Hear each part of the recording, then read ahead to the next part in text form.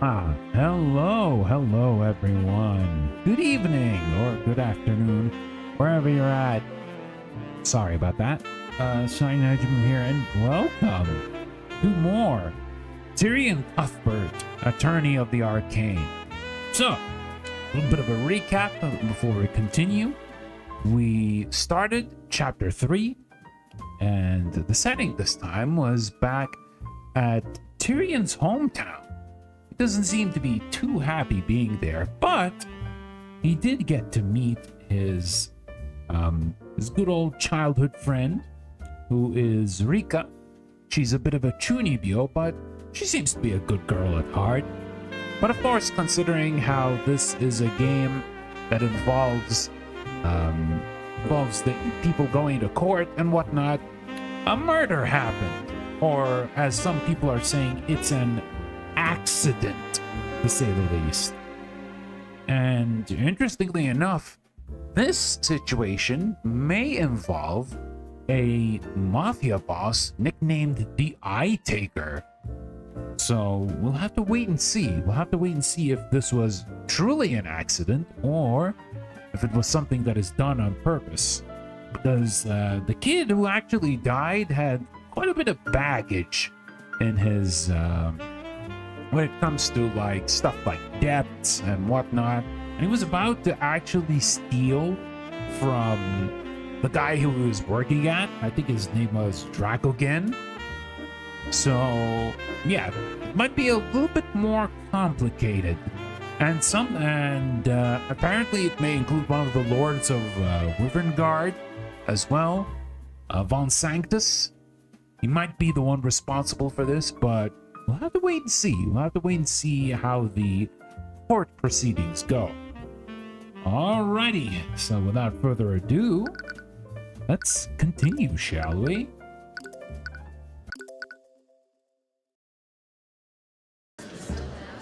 And here we are, back in the courtroom. Court is now in session for the trial of Stefanik Dracogen. The prosecution is ready, Your Honor. The defense is also ready. Very well. Let's begin the proceedings. Prosecutor Steelwind, please list the charges. The defendant is charged with criminal negligence in the death of Justin Way. The death occurred at the Arcane refinery last night. Mr. Way was an employee of the Dracogen Trading Company, a company owned by the defendant. During work hours, the victim accidentally broke a poorly maintained safety rail and fell into a vat of corrosive chemicals. Attempts to save his life failed. Body almost fully dissolved. I see. What a gruesome end. Defendant displayed clear negligence in maintaining the refinery's facilities. As such, the responsibility for Mr. Way's death falls squarely on his shoulders. To begin, the prosecution would like to call Noah Morrison to the stand. Witness, please state your name and occupation for the court. Yes. I'm the harbor master of Oranax Harbor. It's my understanding that you witnessed the accident that night. Am I correct? Hey, I did. Can you please testify to the court about what you witnessed? Witness testimony. All right, we immediately got our testimony. We're showing a visitor around the city, and for some reason, he wanted to really see the Oranax Arcane refinery. He was inspecting the machines there. Suddenly, Mosorika ran up to us. She was desperately trying to tell us something, but there was too much noise. After a while, she just pointed at the walkway overlooking the refinery. That's where we saw someone fall into that accursed vat. There was a guardrail that should have prevented him from falling. He broke through it as he fell. So, there was a safety rail that should have protected the victim. Yes. However, upon closer inspection, The city guard found that the rails were extremely rusted. They were clearly poorly maintained by the company. I see. This negligence is the basis of the prosecution's charges. Are you going to present the traces of the transmutation that we found? Can't help but feel like there's something in Morrison's testimony that doesn't add up. Right now, those traces are the only defense we have against Von Sanctus's accusations. It's not a piece that I want to use just yet. Once you use that piece, who knows how the judge will react. Not much has changed with Morrison's testimony. However, he collected a lot more evidence since you last spoke to him. Is there anything you found that contradicts his testimony? Alright, as usual, we're going to press a little bit. So for this one, this was the patron you mentioned before. Am I correct, Morrison? Hey! Master seemed keen on keeping his identity hidden. Probably be best to leave it at that. Aside from being a mage, he hasn't given you much reason to suspect him. For now. Alright, so here he was inspecting the machines, and suddenly Musorika ran up to us. Are you referring to Musorika Tudor, the owner of the local cafe? Hey, for whatever reason, she was also there and witnessed the accident. Yes, we are already well aware of that. Sorika's testimony was a lot less detailed than Morrison and Astor's testimony. She was probably more focused on saving Justin than taking in her surroundings. But are there any points where her testimony doesn't add up with Morrison's? She was desperately trying to tell us something. There was too much noise. This noise came from the machines in the refinery, I presume. Those machines were loud as all hell. Barely hear myself think with that noise. There was no way I could hear young Musorika over all that.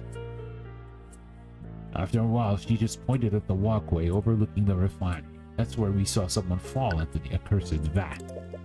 You mentioned that you saw someone fall into the vat. Did you not recognize the person?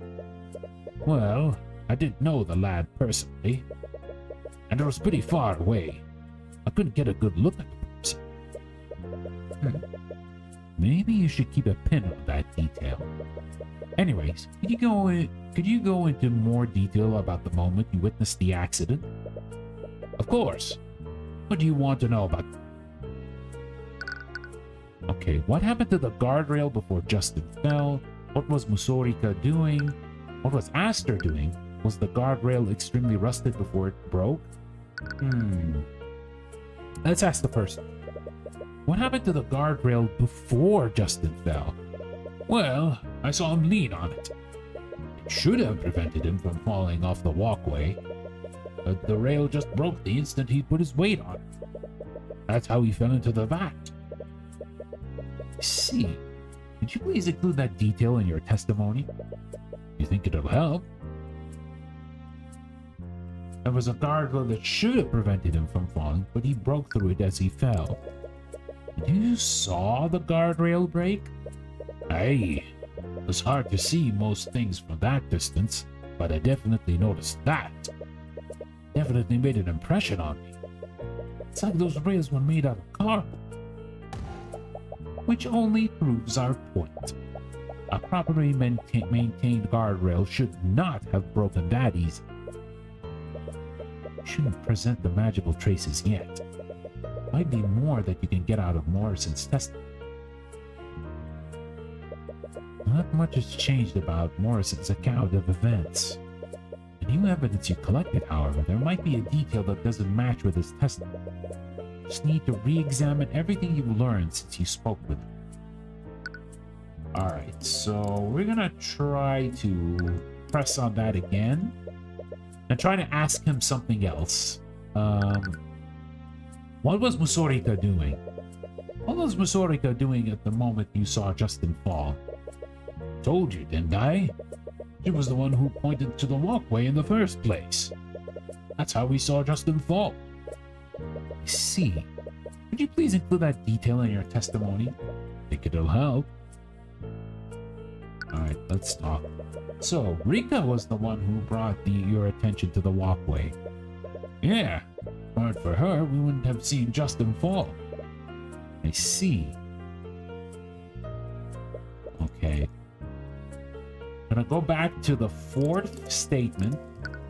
I'm gonna press him again. I'm gonna ask a different question this time. What was Aster doing? What was your companion doing the moment you saw Justin fall? Well, he couldn't do much. He was standing next to me. He saw Justin fall into the vat too. I see. Did you please include that detail in your testimony? I think it'll help. My companion was there with me. He also saw Justin fall. Companion didn't try to find help? How could he? Barely knew what was going on before it was too late. I'm sure the witness's companion did everything he could to save the victim. There was far too much happening at the time to react swiftly. Right. Doesn't she sound more defensive than usual? Alright. There's one more left. There is one more left. And then we'll see what evidence we're going to present against Morrison.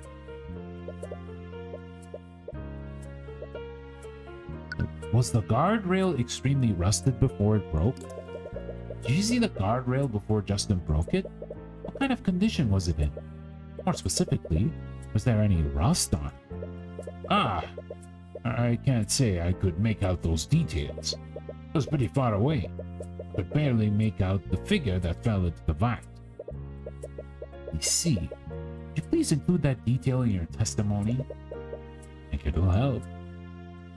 It was a bit far away, so I couldn't see if there was any rust on the guardrail. You couldn't see anything? Not even a small fleck of rust? It was far away, lad. I could barely make out the person that fell into the vat. Wait, how did you know it was Justin that fell in then? What? Who else could it have been? We found the remnants of the victim's personal effects in the vat.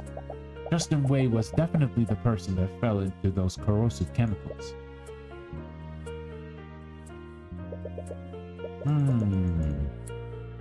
This one seems a little sus. So let's check our evidence. Okay, let's see. On the night of the accident, Musorika Tudor frantically approached Noah Morrison, a man named Aster. She tried to tell them something. However, they couldn't hear her over the noise produced by the refinery machines. They noticed that Musorika was pointing at the walkway, so they looked there. They saw a figure lean on the guard and break it. The figure fell from the walkway into a vat of chemicals. Alright. What about this one? Was doing to Justin Wei during the accident. Apparently had to make food for himself. Sorika didn't find Justin in the freight area, so she was looking and spotted in the refinery before he fell. Sorika Tudor briefly interacted with Justin Wei with the axe.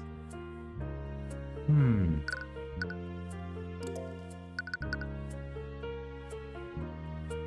you actually show that? Objection! No, it doesn't seem like it.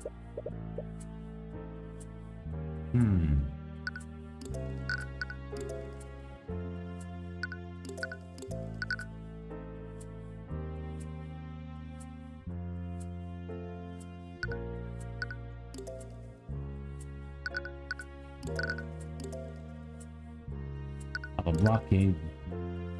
We can help Justin.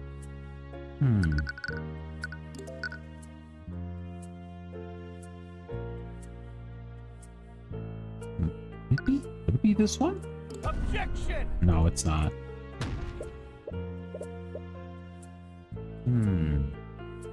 Hold on.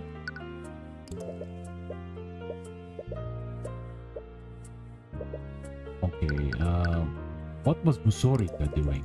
Let's see. Maybe this would help. Sorika pointed it out. That's when we saw Justin fall. And as Sorika saw... Ah, okay.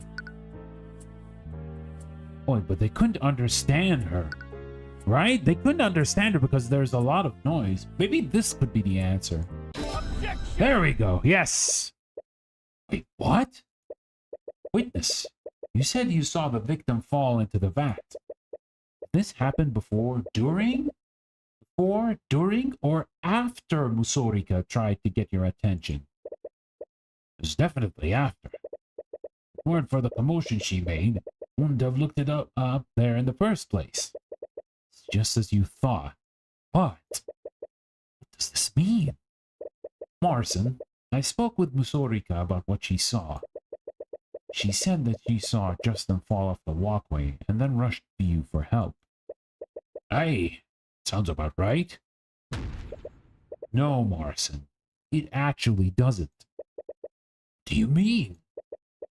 If Musorika saw Justin fall before she went to get help, then how did you see him fall after she came to you for help?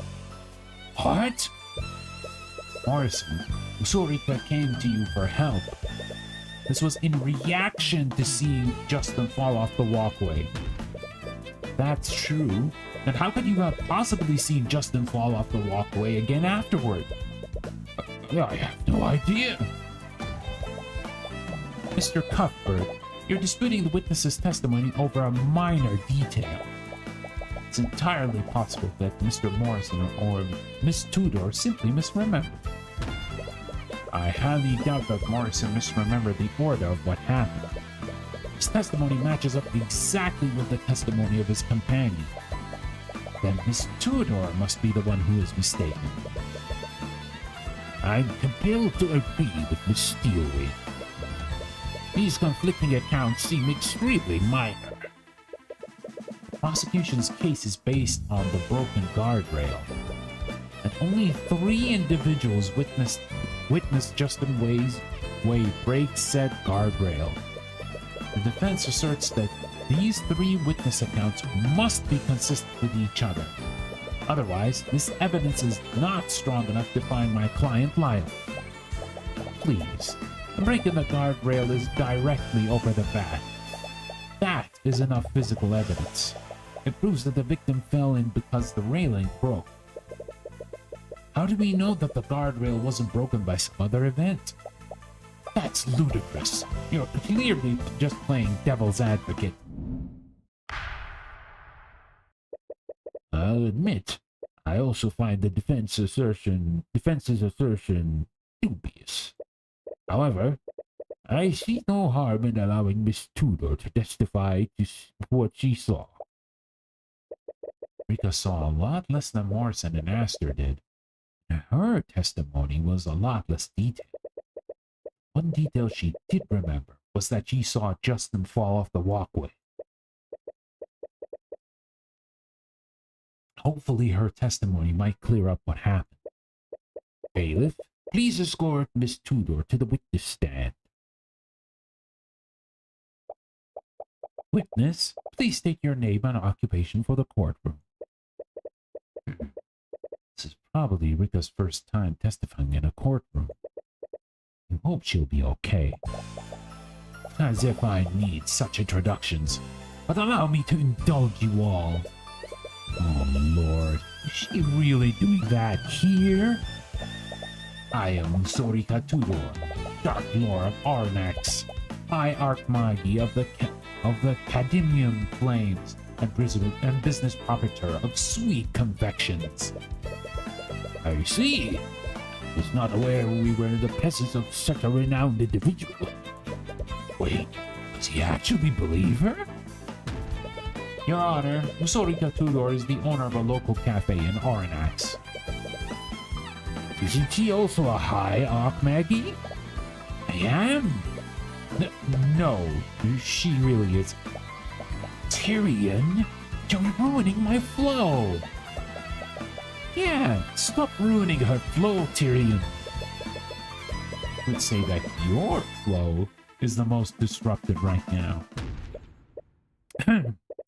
Anyway, Miss Tudor, you were at the RNX refinery on the night of the accident. You witnessed the moment that the victim fell off the walkway. Am I correct? That hat needs teeth. Interesting. I wonder what kind of reference are you going for here, Grid? Also, welcome. You're doing well today. Yes, that's right. According to your statement, you ran up to Morrison after you saw Justin fall off the walkway. Problem is that there is a contradiction between both of your testimonies. There's a contradiction? Morrison testified that he didn't see the victim fall into the vat until after you approached him. I'm not sure why, I just think it would fit. I think it would fit too. I can't disagree with you there. This wouldn't make sense, though. You saw the victim fall off the walkway before you ran up to Morrison. Morrison couldn't have possibly seen the victim fall again after that. Oh, I think I see what happened. You do? I think you're misunderstanding what I said before. I misunderstood you? If that's true, could you please testify to the court exactly what happened? Please include every detail you can remember. Sure. Witness testimony. I was at the refinery when I heard a strange sound from the walkway. When I looked to see what it was, I saw that Justin had tumbled over the guardrail. He hadn't fallen into the vat yet. I saw him barely hanging onto the edge of the platform. I didn't know how to get to the walkway from here, so I looked for help on the grounds and found Mr. Morrison. I must have seen Justin lose his grip of the ledge and fall into the vat after that. So the victim didn't immediately fall into the vat. He was hanging onto the edge of the walkway. That would explain how Mr. Morrison saw the victim fall into the vat after Miss Tudor saw him fall off the walkway. In any case, Mr. Cuthbert, you may begin your cross-examination. Okay. Okay, so she heard a strange sound from the walkway. What kind of sound did you hear? I'm not quite sure. If I had to guess, I'd say that it sounded like the sound of metal hitting metal. Metal hitting metal? The refinery walkway is made out of metal. So perhaps the sound she heard was something metallic colliding with the walkway.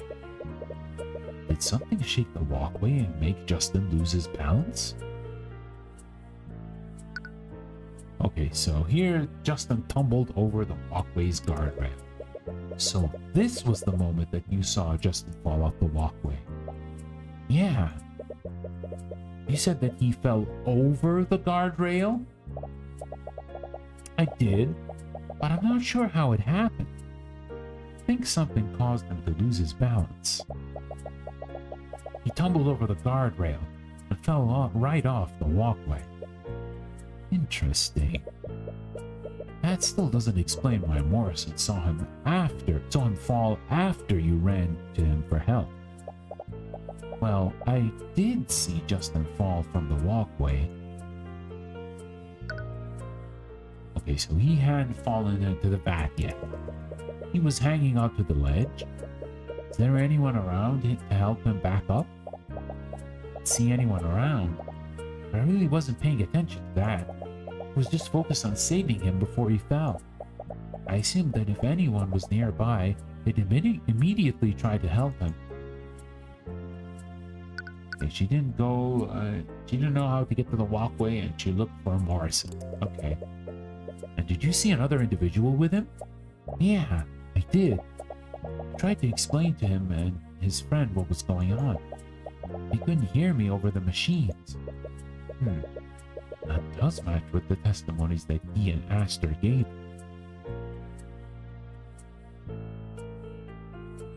After that, he must have seen Justin lose the grip of the ledge and fall into the vat. Alright, let's press that. Did you also see this moment? No, I didn't. I was so busy trying to talk to Mr. Morrison that I didn't see it. Didn't even know what happened until they shut down the machines. Only Rika had seen the moment that Justin fell off too. He would have been able to compare her statements, your statement of the ones that you got from Morrison, and asked her. Just need to focus on the other parts of her testimony. Rika's testimony is a bit different from the statement that she gave us earlier. Looking back on it, I should have asked her for more details. So focused on matching the details with Morrison and Astor, I didn't probe further.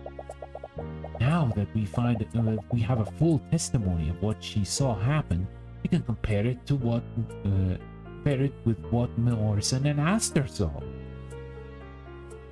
Okay.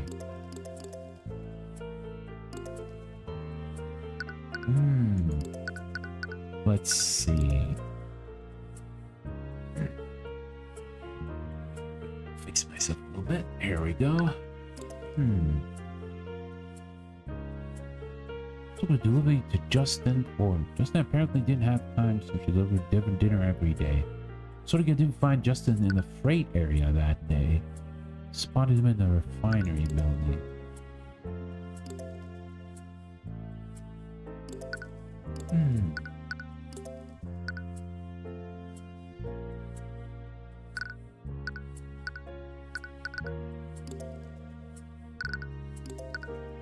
So Justin may fall.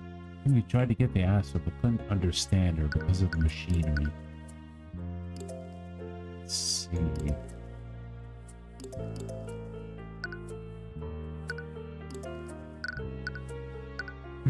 What about this?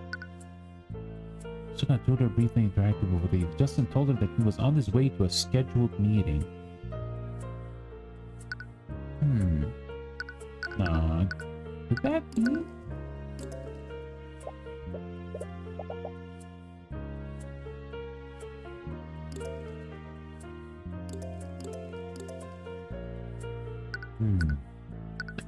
Lost his grip. Let's see. A magical traces transmutation. Broke. These are traces on only the rails that he broke. They aren't anywhere else.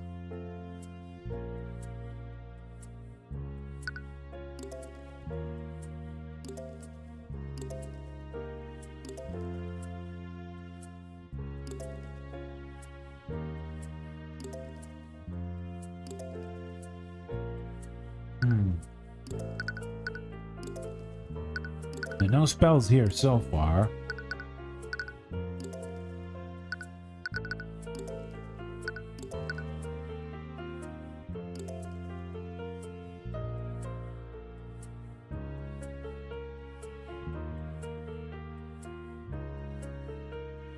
Yeah, he wasn't supposed to be in the refinery to begin with.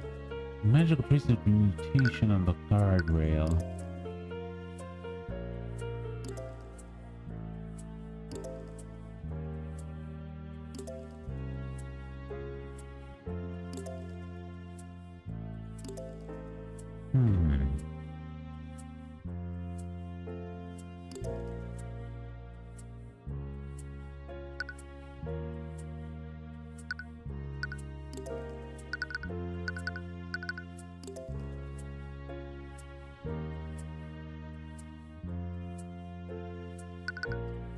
Here they said, I saw a figure lean on the guardrail.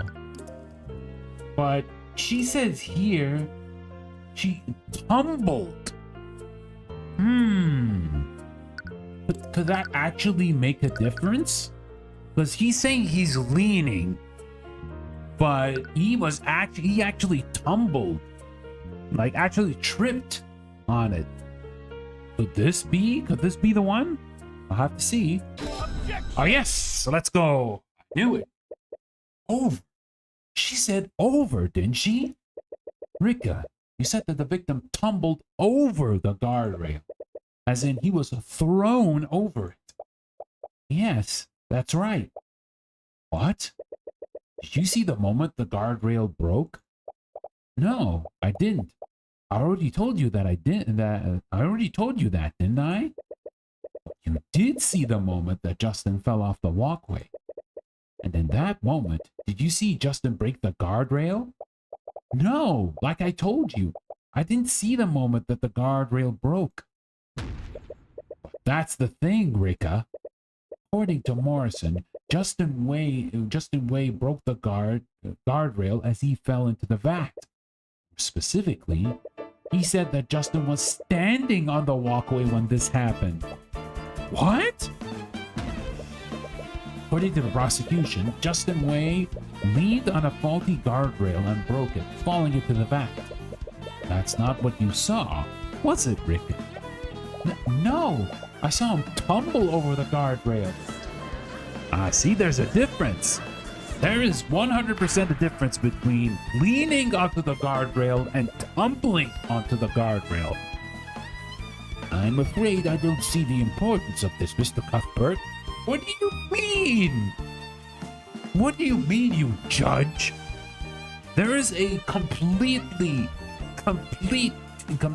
different meaning from tumbling and leaning.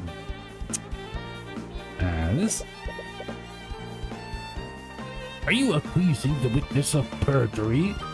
Who said that? There's definitely something going on here. But what? Sorika is a mage, and you don't want to suspect her. You need to consider every possibility. What is happening here?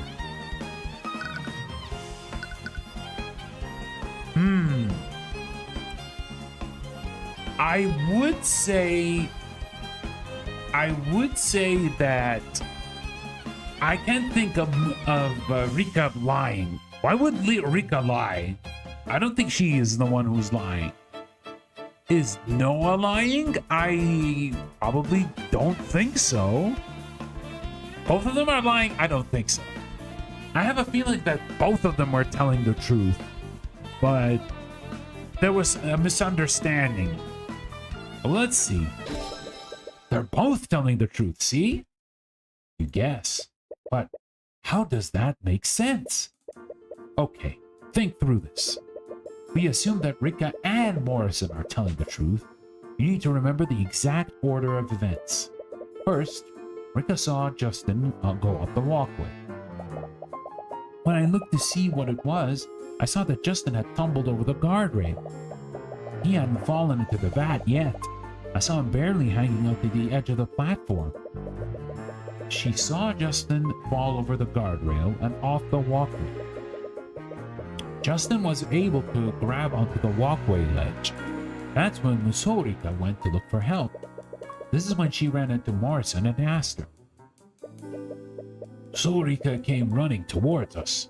She was trying to tell us something, but the damn machines were too loud for us to hear her. She pointed at the walkway, and that's when we saw someone fall into the vat. By the time we could get them to stop the machines, it was too late. Then there's Astor's account of the events. Did you see the expression on his face? He might have been unconscious. I'm afraid I couldn't see anything on his face. It was much too dark to make out his features. Wait, you didn't actually see his face? How did you know it was actually him that fell in? Well, who else could it have been? Astor and Morrison couldn't see Justin's face. And one detail of their testimonies never sat right with them. You dismissed your suspicions. They found Justin's body in the vat, after all. You know for a fact that he fell into that vat, but you never considered one other possibility.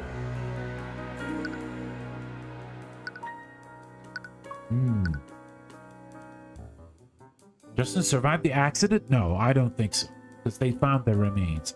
Justin didn't fall into the vat? Well, again, there still his remains. Another person fell into the vat? It could be. It could be. I have a leaning to this one. Maybe it might be correct. Yes! There we go. Another person? Is that really possible? But it's the only thing that makes sense. Also explain how Rika, Morrison, and Aster all saw someone fall off the walkway at different times. But then, who is the second person? Ugh, you don't have a choice. And if you don't know all the facts, this is the only conclusion you can draw. I think you had quite enough time to be deliberate, Mr. Cuthbert. Are you accusing the witness or not? I am not accusing the witness of perjury, Your Honor. Both Miss Tudor and Mr. Morrison's testimonies appear to contradict each other. They are both telling the truth. And please enlighten us, Mr. Cuthbert. How could both their testimonies be possibly true? Well, I think there is only one possible explanation. Both Miss Tudor and Mr. Morrison saw someone fall off the walkway. But the person that Miss Tudor saw and the person that Mr. Morrison saw were two different people. Are you serious, Mr. Cuthbert? Do you honestly expect that some random person fell into the vat moments after Justin Wei fell in? It's the only conclusion that makes sense, Miss Steelwind. Miss Tudor knew the victim and recognized him. That's how she was able to confirm that it was him that fell into the vat. However, Mr. Morrison and his companion did not know the victim personally. They could barely make out his features. They only assumed that it was him after learning that he fell in. Please. It is far more likely that Miss Tudor is simply mistaken about what she saw. What? No! I'm sure I saw Justin tumble over the guardrail. And let's not forget Miss Tudor's allegiances. As a beneficiary of a Rakugan trading company, she has every reason to confound this case in the defendant's favor. That's not...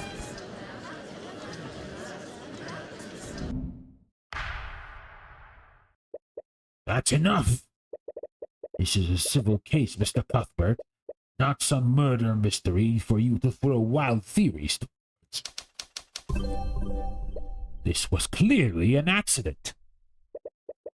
Looks like you don't have a choice. Might have to use your trump card. You have one piece of evidence and implies that this wasn't a simple accident.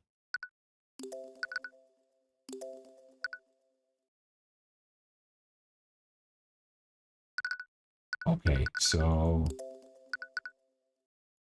it should be this one, right? It's his planned robbery. Oh, that's not it. All right, that's not it. Let's see. It's the transmutation, right? There we go. Are you sure about that, Your Honor? What? Justin Wei's death was reported as an unfortunate accident. As a result, the city guard put minimal resources into their investigation. More specifically, there was no reason to call in the Arcane Inquisition. What are you talking about now? Why would the Inquisition be... No. Are you saying that? Unlike the Aranax City Guard, I have a mage capable of casting Detect Magic. My bodyguard, Celeste McCoy, scanned the crime scene for magical traces. And she found traces of transmutation on the broken guardrail. Traces of magic were found at the crime scene? That would make this potential homicide, Your Honor. This is ridiculous. The accident took place within an arcane refinery. Those traces could have easily come from the purification process. Miss Steelwind, these traces were found only on the guardrails that Justin broke. I didn't find them anywhere else. We can't be certain of what happened, but it's clear that a mage used magic near the scene of the accident. Foul play may have been involved. So, my theory of another person falling into the vat is entirely possible. My client is not at fault for the guardrail breaking. Considering this shocking revelation, there's still much we do not know about Justin Way's death. That said, I have no choice but to suspend the trial of Von Sanctus versus Dracogen. The feeling that this would happen, just like your other cases, the court won't pass a verdict unless a culprit is found. The court will give the Arcane Inquisition time to investigate the scene and these supposed magical traces. We'll resume the trial in 2 days' time. Court is adjourned.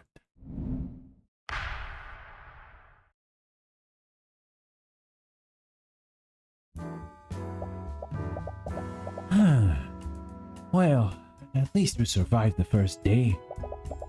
But it kind of feels that we're back to square one. Yeah. The Inquisition will get involved. We know that magic played a role in what happened. Want them to dismiss the case against Dracogen. We're gonna have to find out exactly what happened.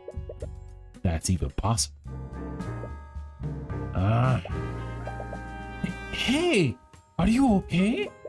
I feel a headache coming on. Yeah. I think I'm just tired. Well, this day has been exhausting. It's pretty late. Should we just head back to the inn and continue the investigation tomorrow? No. I want to take another look at the refinery before the Inquisition gets there. Throbbing pain in your skull seems to disagree with you doing that. Yeah, no. We're heading back to the inn. Fine. Really? Tyrion, I know you're anxious about the trial. You need to get some rest. Celeste, it's fine. It's not. You're going to work yourself. You just stay out of my way?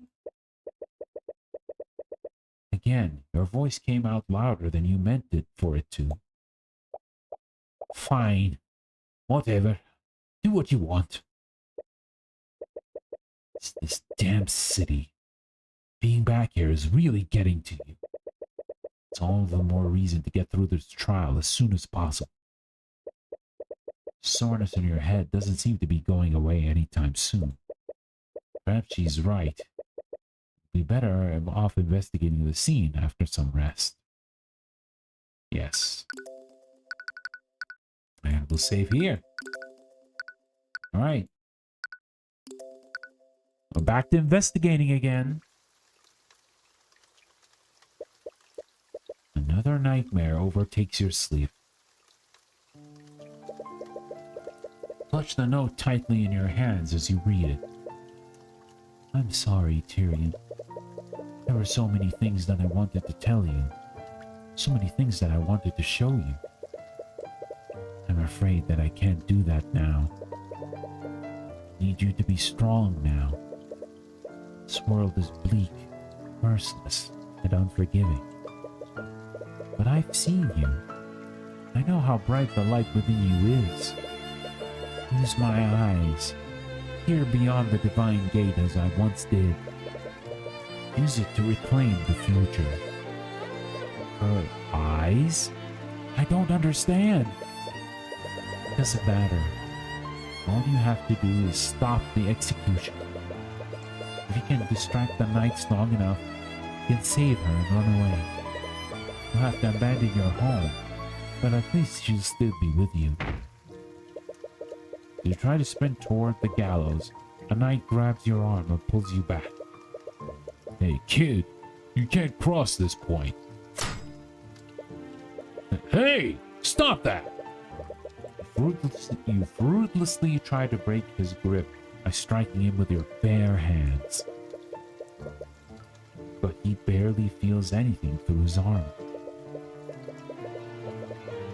Continue delivering blow after blow to him, but it does nothing. Your knuckles start to bleed. Irritated by your behavior, the knight pins you to the ground. Damn kid! Desperately struggle against him to no avail. And from this position, you have no choice but to watch what's happening. Wait! Stop! You make eye contact with your mother one last time. Her body goes limp. You stare blankly at the hanging body. No, this isn't... Mom? You clutch her note tightly in your hand. You feel a comforting, yet fleeting warmth from it. Mom! Tyrion? Celeste? You snap back awake. It was another nightmare. You notice the tears are streaming down your face.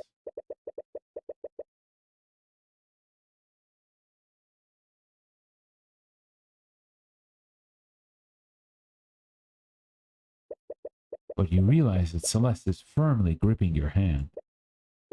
What? Why are you... Ah! Sorry. You were shouting in your sleep, but you seemed to calm down a little whenever I held your hand.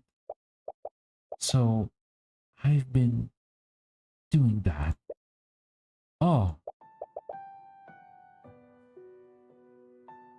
Tyrion, are you okay? You're not. You've been acting weird since we arrived in Ornanax. It's nothing.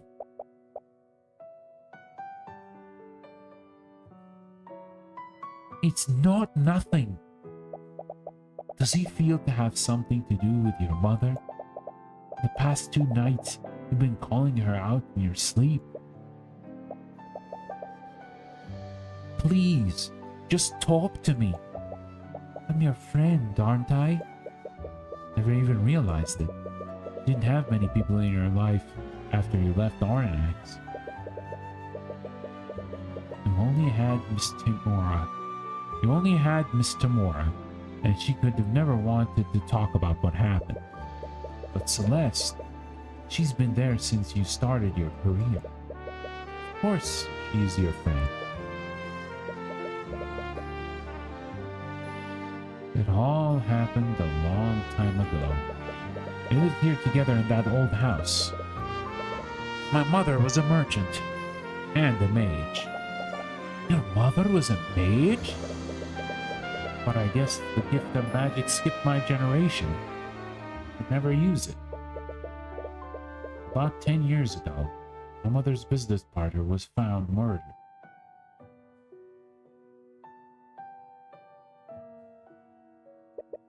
And they found traces of magic at the crime scene. I thought that your mom did it. Miss Tamora was my mother's defense attorney for the trial. She did everything she could to get her acquitted. But she could never find the real culprit. They found her guilty of first-degree murder. I tried to stop her execution, but... Voice starts breaking. Tyrion. I'm sorry, Celeste. What? Coming back here brought back so many memories. I thought that I already moved on from what happened. If I could just keep saving people as an attorney, maybe I could pull it off behind me. I'm back in Oranax. Those feelings are still so fresh in my mind. It's like I'm still the same powerless child from 10 years ago. And all that I've been taking that out on you. I'm really sorry. Don't be. I get it. I know what it's like to lose someone like that. She does, doesn't she? My dad was murdered. You were there for me. If it weren't for you, I would have still believed that he died hating me. Celeste,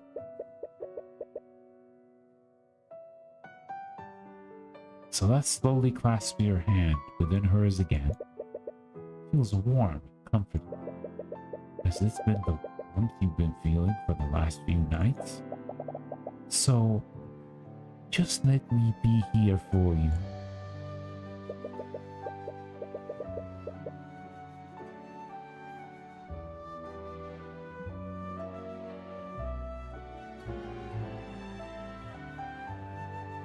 You can feel yourself dozing out. You have to snap yourself back awake. Sorry. Last few days have been a little tiring. It's okay. Just focus on falling asleep.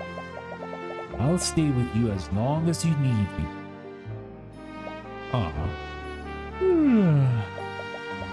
I'm also feeling pretty tired though.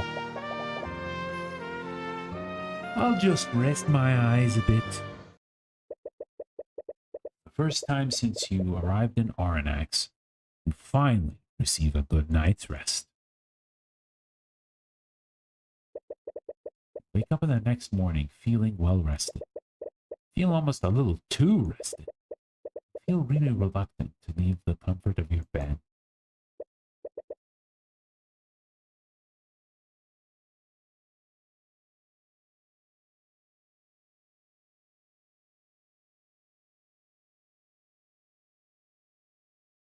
Celeste, are you there? Hand feels warm.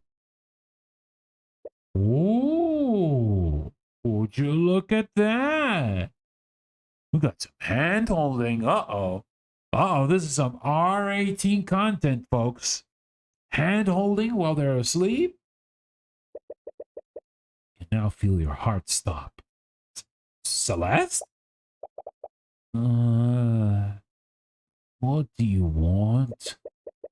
Her eyes slowly open as she wakes up from her equally restful sleep. She drowsily scans her surroundings. You both dart out of the bed. So... You seem to be doing better. You're okay, right? Yeah, thank you for last night. Poor phrasing. Oh, man. Hello? Are you there, Mr. Cuthbert? What the hell? Your soul nearly jumps out of your body. Suddenly hear Aster's voice, and it's extremely loud. Look around to see where he is. He's nowhere to be found. Aster? Thank the Scaled Lord. I finally got through to you two. What? Where are you? I'm using a spell to speak with you right now. I apologize for contacting you in this manner. I was worried that something had happened to you two. Right. Of course. Anyways, what do you want at this time of day? This time of day? Mr. Cuthbert, it's 3 p.m. in the afternoon. What? 3 p.m.? You missed the entire morning. I hope everything's okay. Did something happen? No, everything's okay. Anyways, if it's already this late, we should head over to the refinery. Yes, the investigation. Let's do that. Immediately. Celeste immediately power walks out of the room and quickly follow after. If you're heading to the refinery, do you mind if I meet with you two? There's something that I'd like to ask. Sure.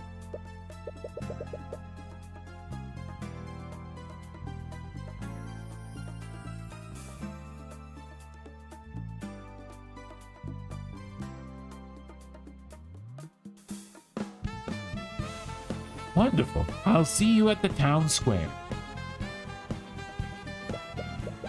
You quickly meet Aster in the town square while you walk to the refinery. You and Celeste walk to your destination with purpose. A little too much purpose. It's almost as if you're both trying to distract yourselves from something.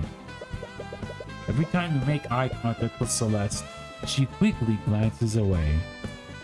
This is actually pretty cute. I like that expression on her face. It's so cute. Things are a little awkward. I do much prefer this over the tense mood between you two yesterday. Anyways, Aster, what was that spell you used earlier? It let you speak with us without being there. Oh, that? That was a conjuration spell. It's called Send Message. Just feel a little bit uneasy that you can contact us out of the blue like that. More importantly, you're a little worried about what he might have seen. Don't worry, the spell is perfectly harmless. I can give you the parameters if you'd like. Send message. For the duration of the spell, the caster projects their voice to communicate with the target. Anyone with a 30-foot radius of the target can hear the caster's voice. The caster can also hear sounds close to the range, allowing two-way communication. The target must be a person known to the caster. That person must also be conscious. Otherwise, the spell will fail.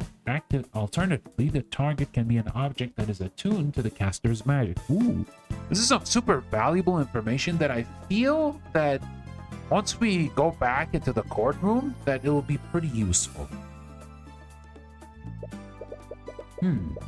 Looks like only facilities communication.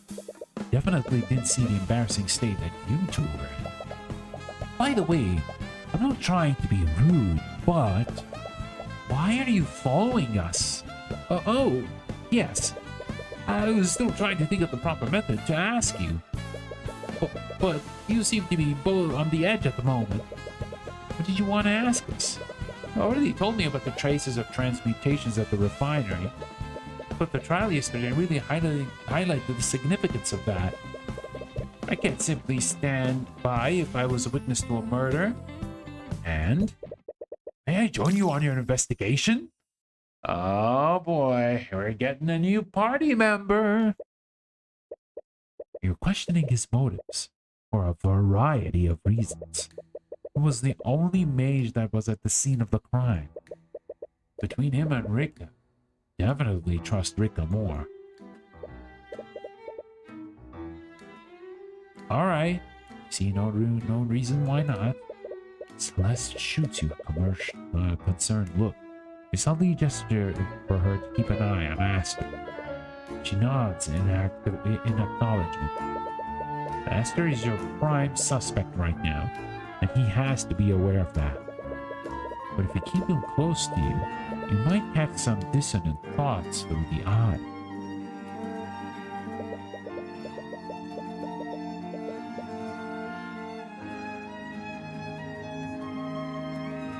You arrive at the refinery and see that several knights from the Inquisition have already arrived. Glance at the damaged walkway and see Commander White there with a view of his knights.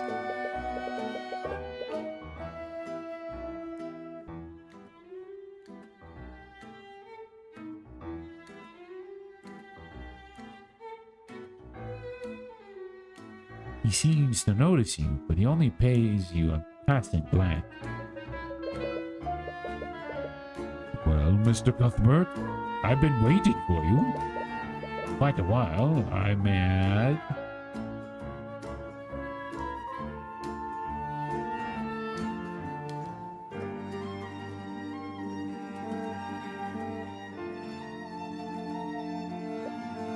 Right.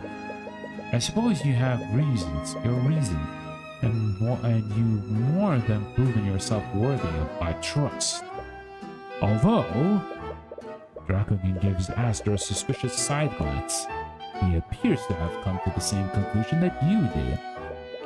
Very well. Well, you've given me a little reason to doubt your judgment. I will leave the investigation in your capable hands. Speaking of the investigation, where should we start first? Now that we've got the Inquisition involved, we might be able to organize multi-franchise media about magical tours and at the crime scene.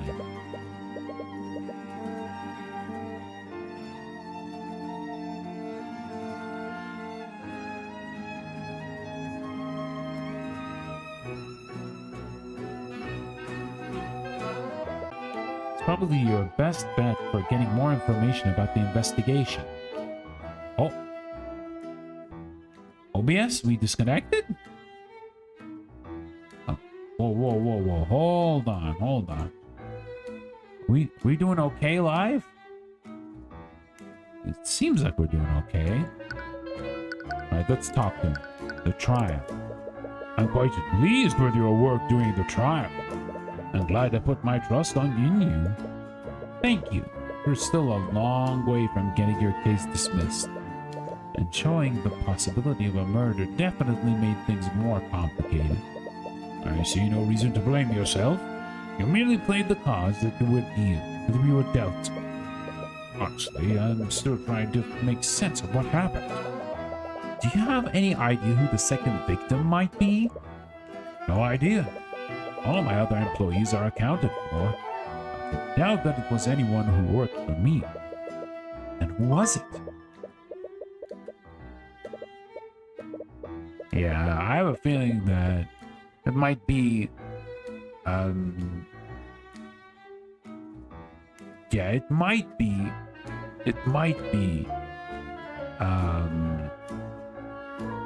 something that he did not pay attention well to. To be perfectly honest, I'm just a little concerned with how many unauthorized people were there that day. He has a point. It seems strange that Justin, Rika, and Morrison were all there. Let's examine. Tech magic? Arcanum. Okay. Did we actually read this before?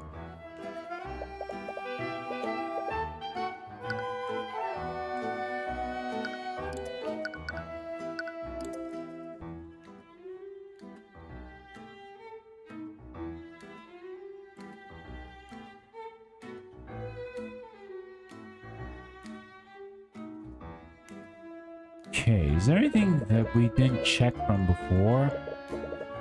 A set of stairs that lead to the walkway that Justin fell from. Rika supposedly saw Justin on the night of the accident. Chemicals in Nevada are fused with extremely volatile magic. Magic is volatile enough to dissolve at least one human body. Might have been able to dissolve 2 bodies. Oh no, that's scary.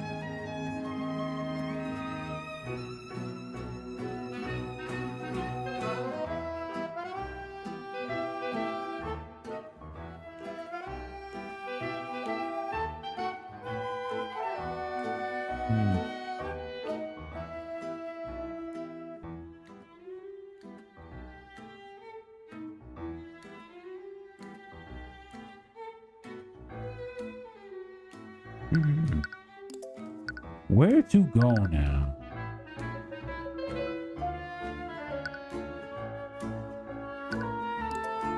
Let's go to the town square. Nothing new here. Let's go to the walkway. Oh, it's you two. And who's this? Wait, the hell? Commander, please don't. The hell are you two doing here with the Crown Prince? What? Appears that my cover has been blown, as they say. Did she just say that you're the Crown Prince? Yes, my full name is Aster de Wyverngard IV. Heir to the throne of Wyverngard.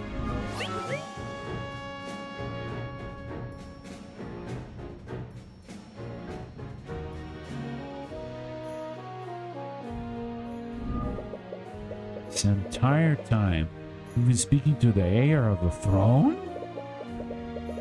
I was hoping it wouldn't come to this. Oh, sorry, Your Majesty. Please, none of that. I would much prefer if you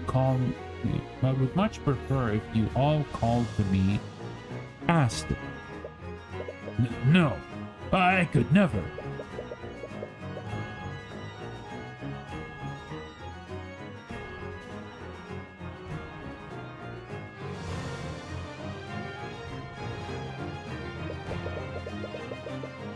Why did you now find the need to hide this from us?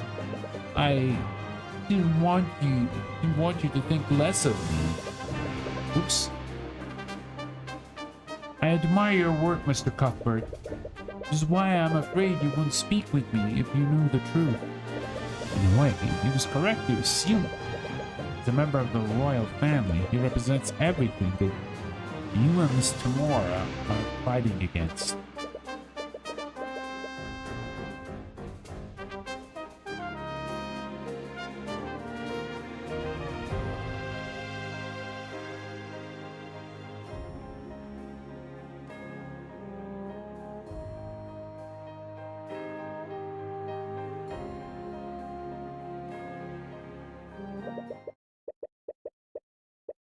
At least you haven't seen anything incriminating through the eyes of Horus. Anyways, this complicates things greatly. Aster is your primary subject, so if he did commit the murder, you would have to implicate a member of the royal family. Nobleman is one thing, but would it even be possible to convict the crown prince?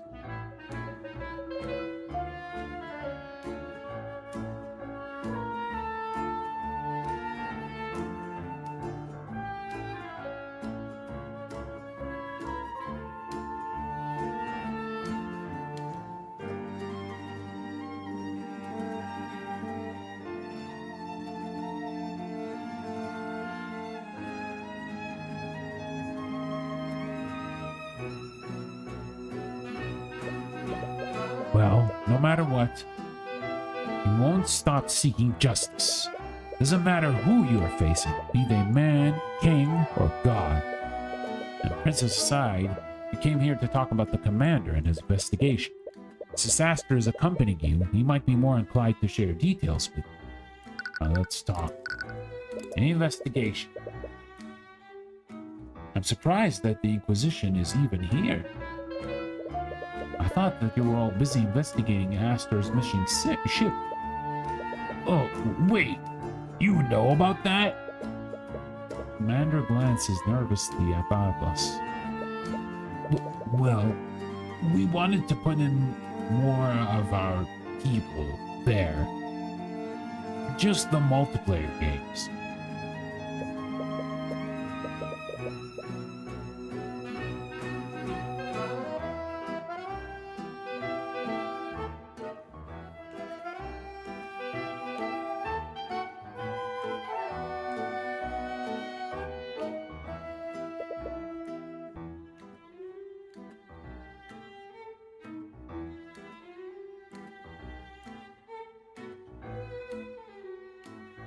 As you should.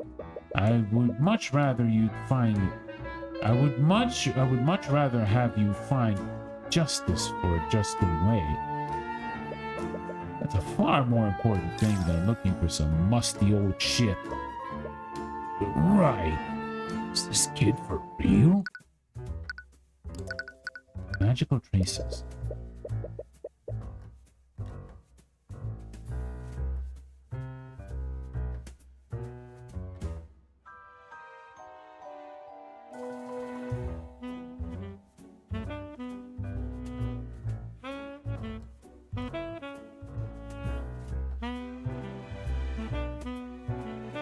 Have you discovered anything about the magical traces here? We did take a look at it, and it's definitely suspicious. The only rails with magical traces on them are insane. And the fact that we can still see mammals means that, and the fact that we can still see them means that they were left within the last hours. It's looking pretty likely that someone used transmutation on those rails that night. It still doesn't make much sense. Why would someone weaken these rails specifically? I have no idea. I'm just as confused as you are. This is really foul play. That someone knew that Justin or some other people would be in this exact place. personal body. Has the Inquisition found any evidence to prove my theory?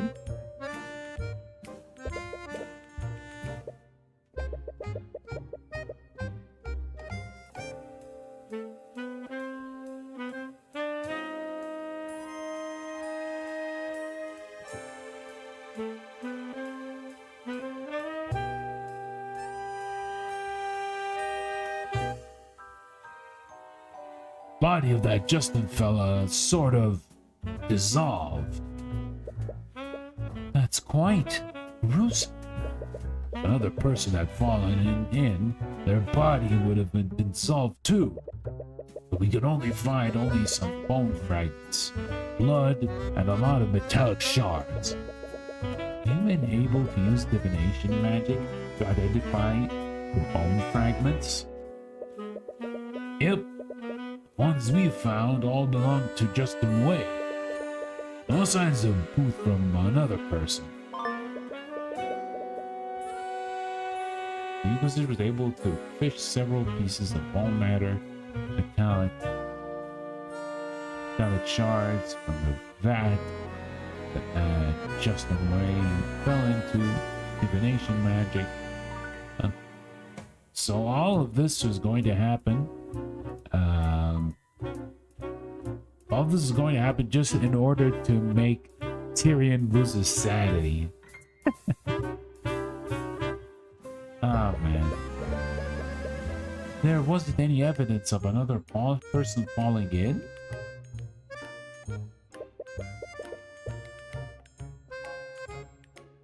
Could your theory have been incorrect then? Are you sure that you and Morrison saw a person fall into the vat, Aster?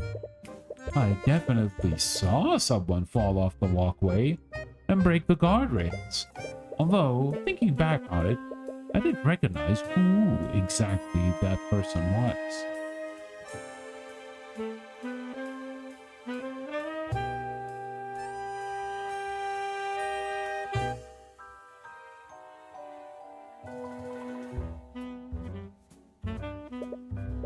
The harbor master and I were pretty far away, and it wasn't well. Do you think the second victim's body has been fully dissolved?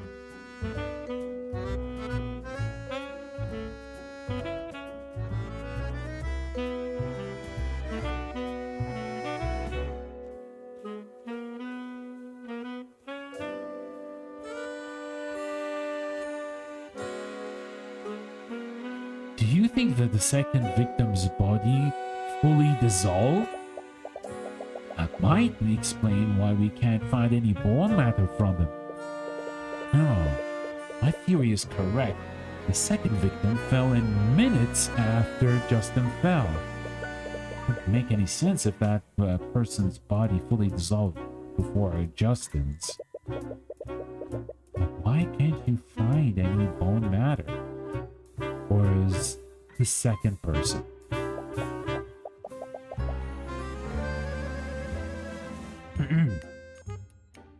Either way, Dracogen might want to hear about this. That liquid. If the liquid was so volatile, how are you able to take things out the vat?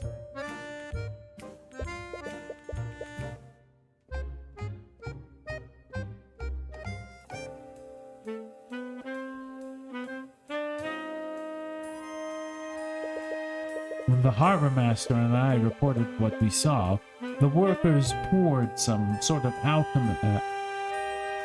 alchemical solution into the vat.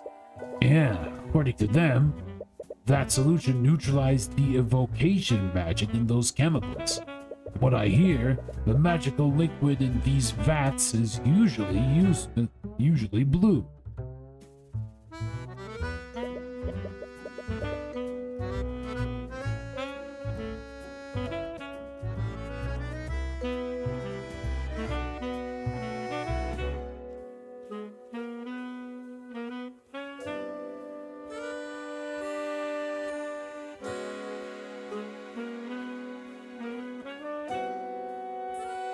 solution that they poured in turned it green. Unfortunately, it was too late. By the time that they neutralized the liquid, Justin's body had already mostly dissolved.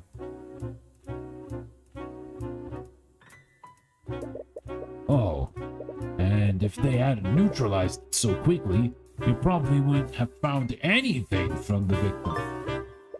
Neutralizing liquid. No more than an Aster or the Wyvern Guard reported the accident. The refining workers poured a yellow substance, yellow alchemic solution into the air. The solution neutralized the destructive magic of the vat liquids and used it green. Neutralized the...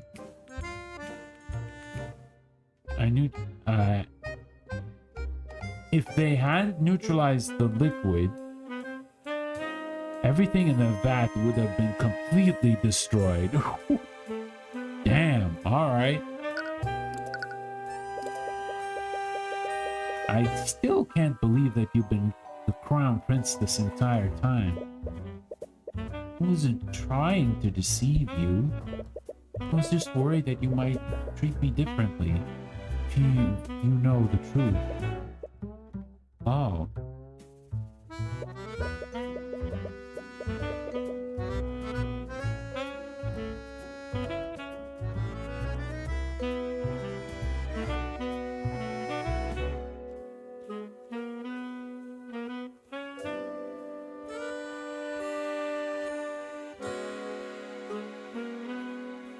She'd probably want to see you. No, I think it would be best if you didn't. Oh, I remember now. You're the Crown Prince. That makes Portuguese Hooter Steelwind your fiancé. Right. Lady Frega mentioned that during the Nightgrave case. That's why the name Aster sounds so familiar. You saw it in her thoughts.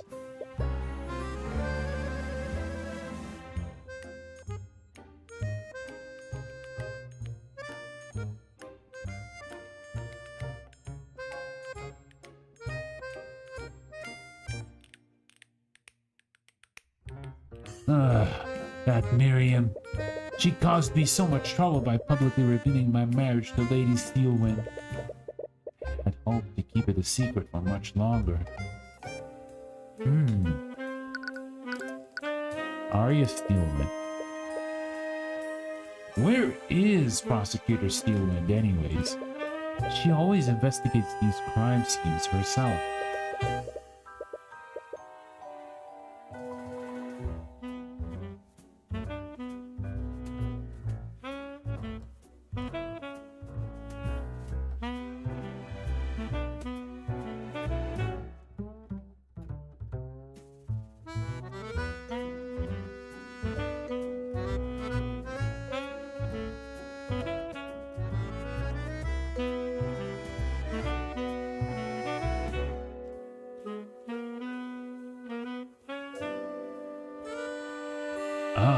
She said that she wanted to investigate the disappearing ship personally.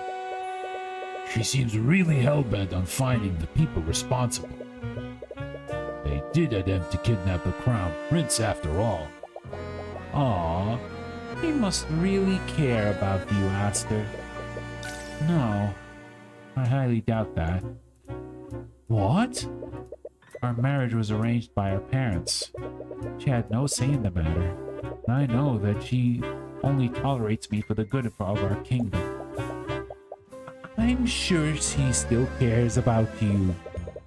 No. I can tell by the way she behaves around me. Her hands quiver with rage, and she can't even bear to look at me when I speak to her.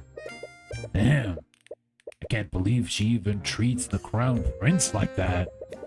She may be my fiancé, but our marriage is purely political. Political? What the hell? But yeah, arranged marriages are not very good, personally. I would say arranged marriages, in my opinion, I feel it's not very good, especially when you're forcing two people to marry each other when, you know, they're relatives, right? It feels weird. It feels extremely weird. So, yeah, I'm a fan of like having the choice for either the man or the woman. Or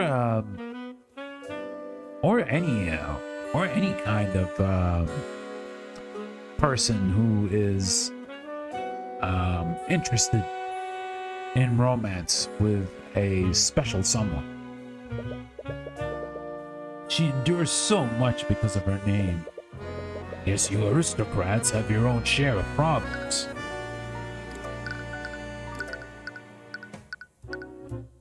Maybe we can check stuff.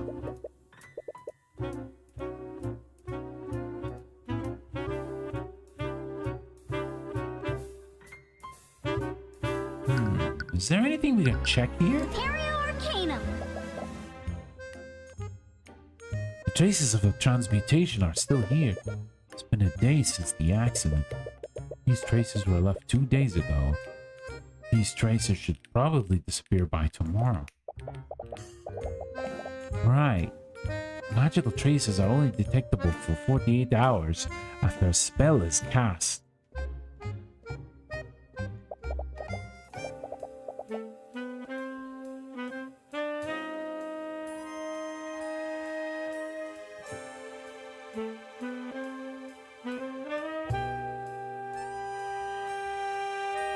There are 2 traces of evocation magic on the chemicals in these vats. That makes sense.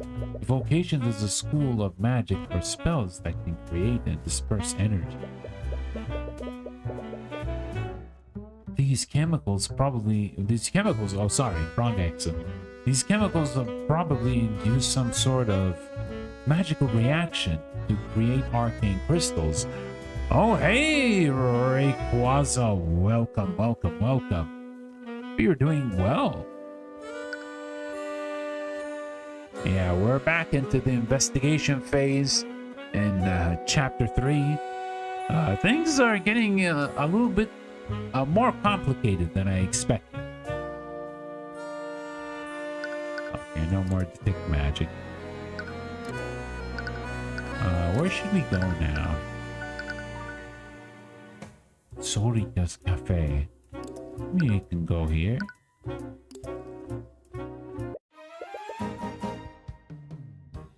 Rika? Are you here? You enter Rika's Cafe and find the place completely empty.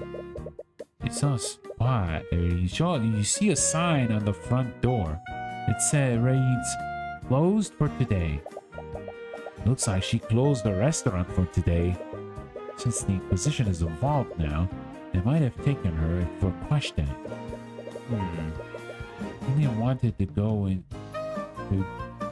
I really wanted to go into detail about what she saw or what I saw exactly. But it looks like we'll have to go somewhere else.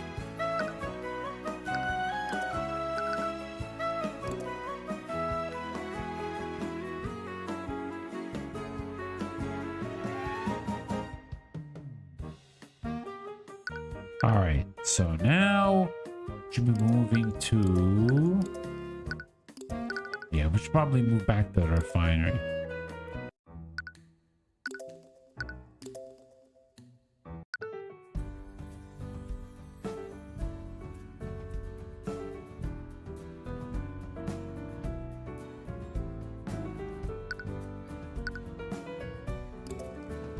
Oh wait, whoops.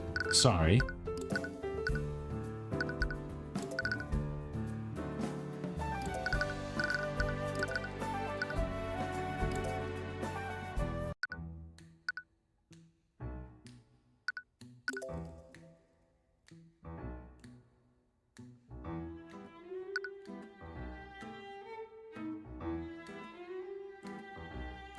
Okay, so cafe, Musorika isn't there. No point with that. The walkway we already checked. The town square we already checked. So let's go back to the refinery one more time. We talked? Yes, we can. Vat contents. Rack again. We've talked about with the Inquisition about what they found in the vat. And they could only find bone matter belonging to Justin. Well, that and several medical ways to fight. What? Can't be right. I know. I was hoping to find some hard evidence to prove my theory. I'll have to find another approach to prove it. No. That's not what I mean. That's not what I mean.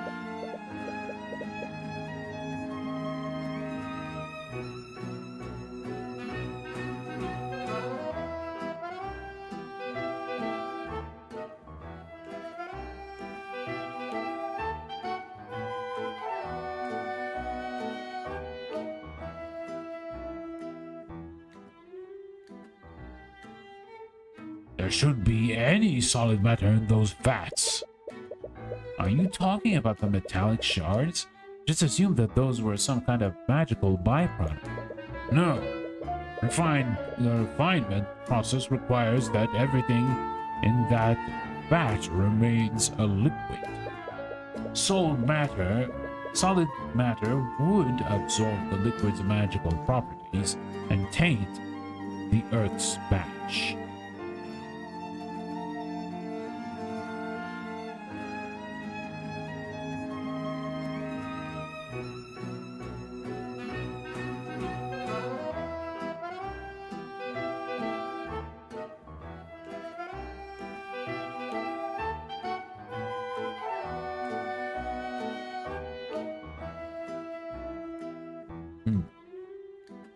Solid matter would absorb the liquid's magical properties, and they taint the entire batch. So those metal shards weren't supposed to be in there. Do you think they can cancel from the broken pieces? Do you think they came from the broken pieces of the railing? And my reading is just messed up. I'm sorry, guys. Possibly. We'll probably want to double check with the commander to make sure. But this is definitely strange. We need to take a moment to work through all of this. Mark Dravigan said there shouldn't have been any solid matter in those vats. We already confirmed that the bone matter that they found came from Justin's body. That leaves another question. How did metallic shards appear in the vat? Where did those metallic shards come from? Let's see. A metal object was thrown into the vat. Is that right? There we go. Metal object was thrown into the vat. Yeah, I guess that makes sense. Whatever that object was, it probably dissolved into the shards that Autumn found. That's the thing, though. What should the magical liquid have done to the object?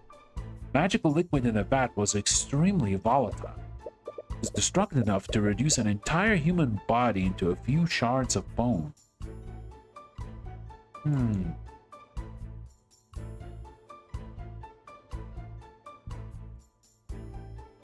Let's see.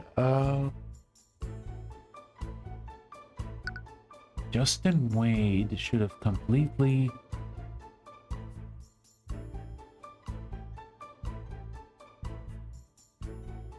saved. Wait, hold up.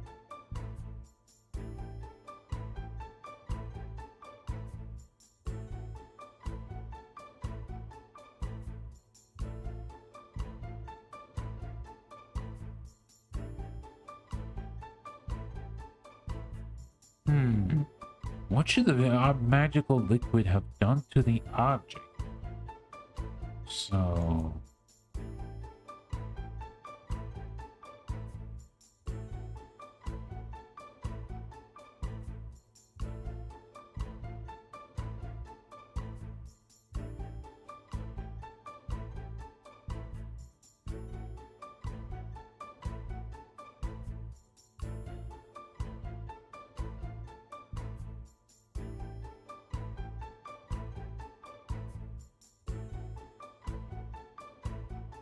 that liquid should have completely killed Justin Wei, right? No, the magic in the liquid was strong enough to dissolve a human body in a matter of minutes. That metal object fallen beforehand, something should have happened to it.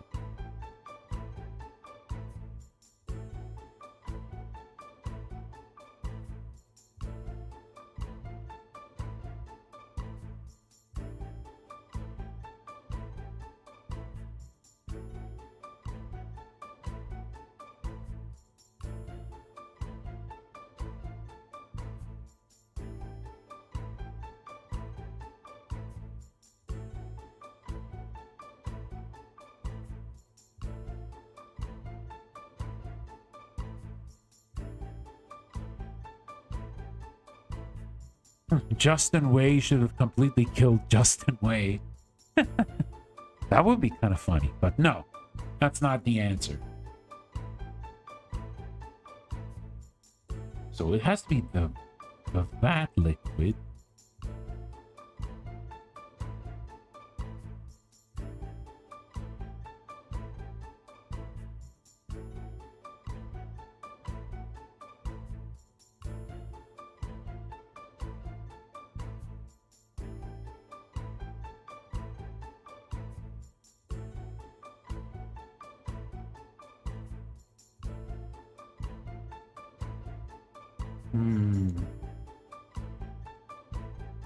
Should the magical liquid have done to the object? Let's see. Hold on. Let me actually check the text.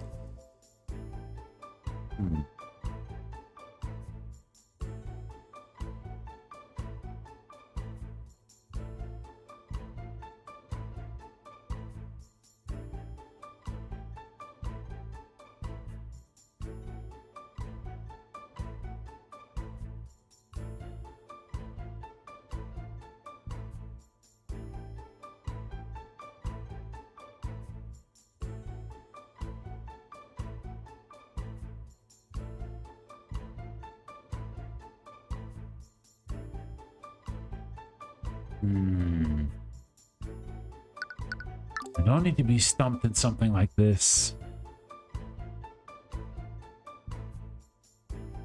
Right, what should the magical liquid? So that liquid should not have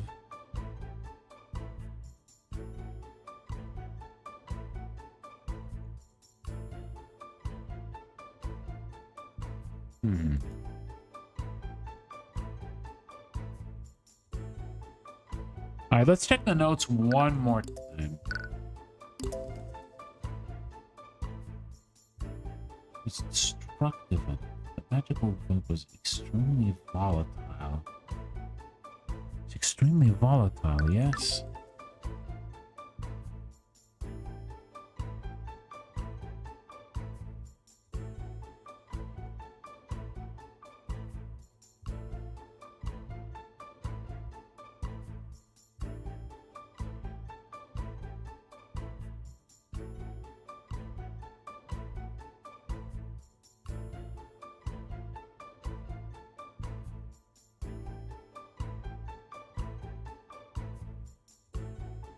Should have completely destroyed the metal object, right?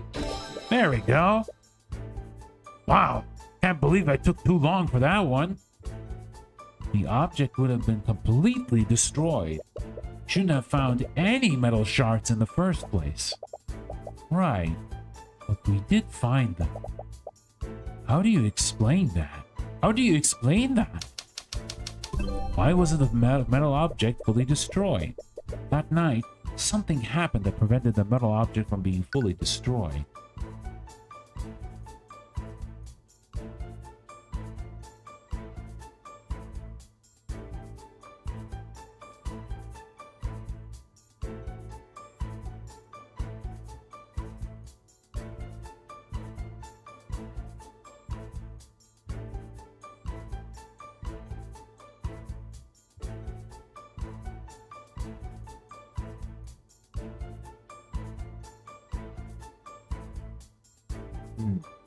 Why did the metal object of that liquid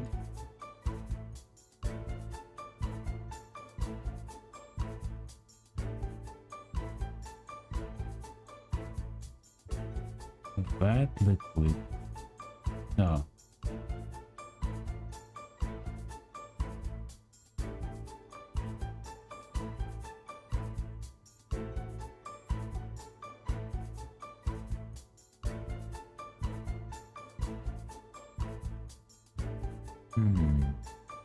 Why did it not fully reserve?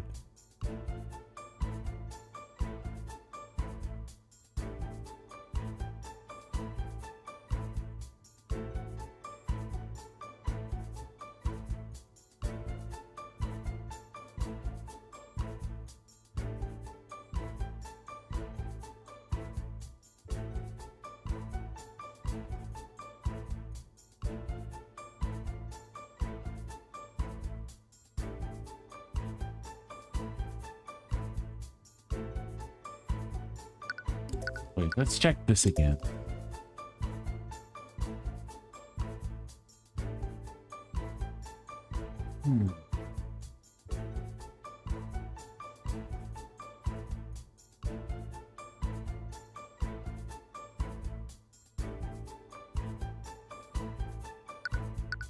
What could have happened that night?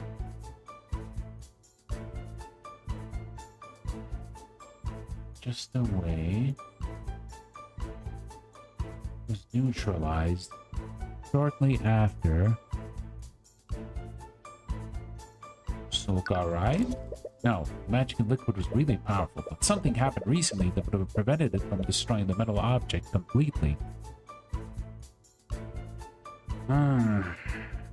Gotta grind our mind again.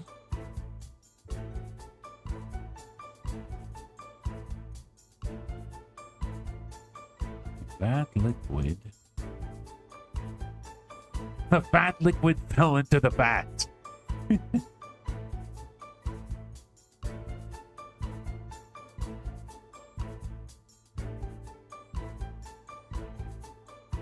Nah, that doesn't make any sense.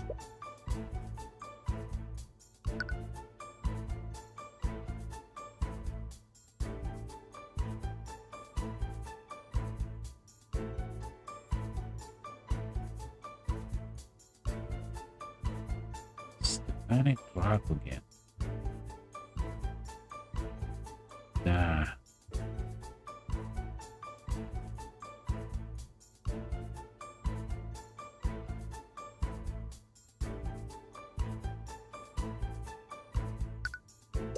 Nah.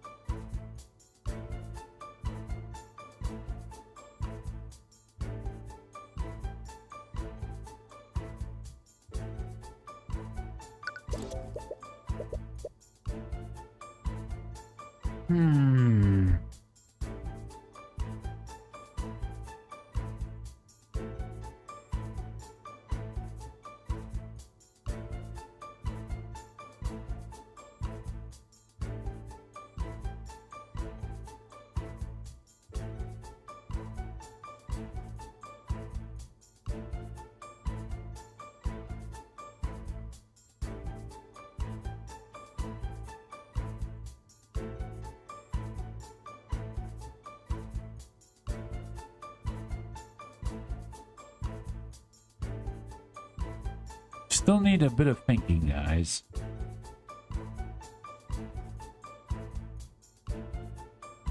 Hmm.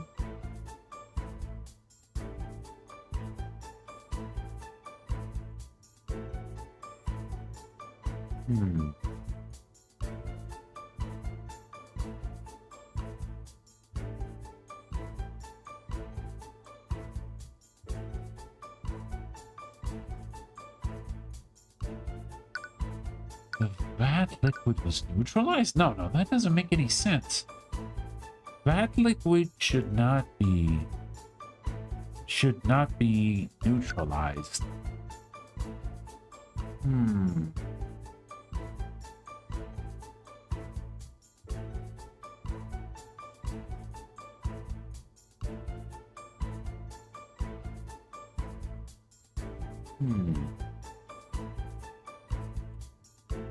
But maybe...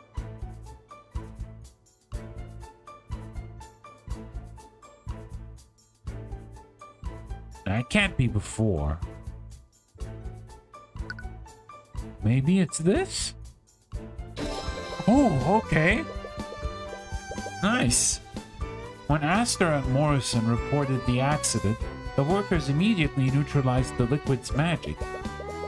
They did this in an attempt in order to save Justin.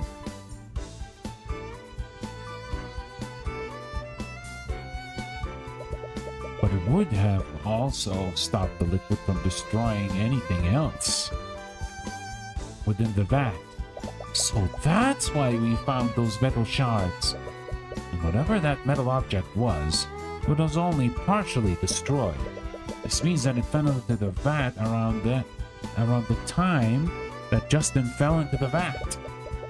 If it fell a while before the accident, it would have dissolved completely. If it fell after the accident, it wouldn't have dissolved at all. Furthermore, whatever that object was, it was probably as large as Justin. The metallic shards has been added to your notes. Do you think this metal object had something to do with the second victim? Maybe they were holding it when they fell in. I'm not sure, but it's definitely possible. You take a closer look at the metallic shards that the Commander White found. Those shards might help us identify the second victim, if the person ever exists.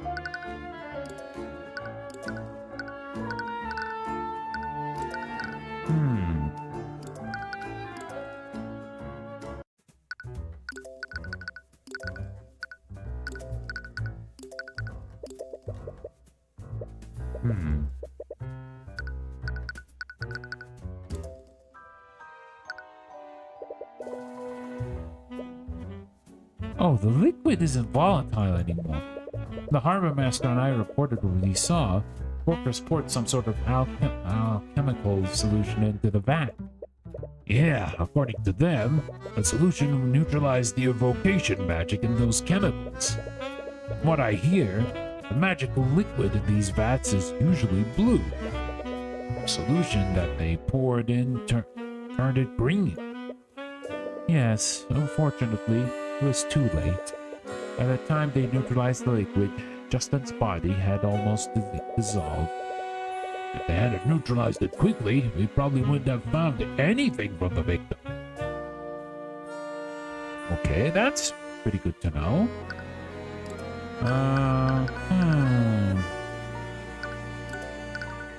We go back to the cafe now? Nope, we can't find her. The town square? Nope. Let's go back to the refinery.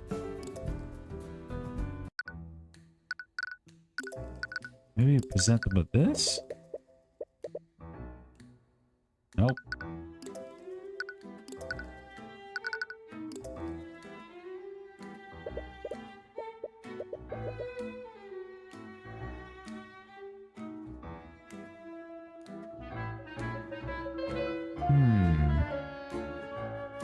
Check this. Arcanum. Yeah, we saw those.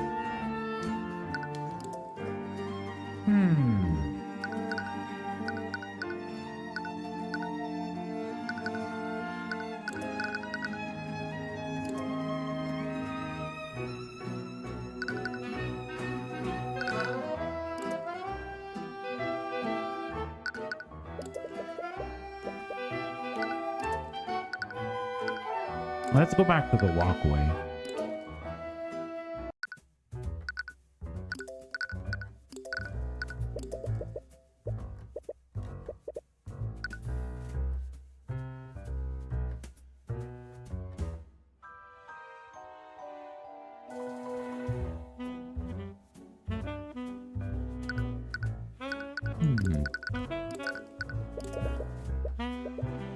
And we can't give him that, huh? I see, I see.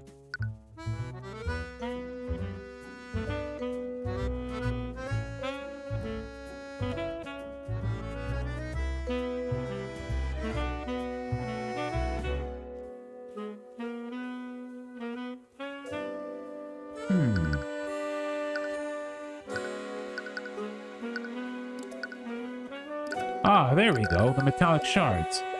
Commander White, you mentioned that you found several metallic shards in the vat.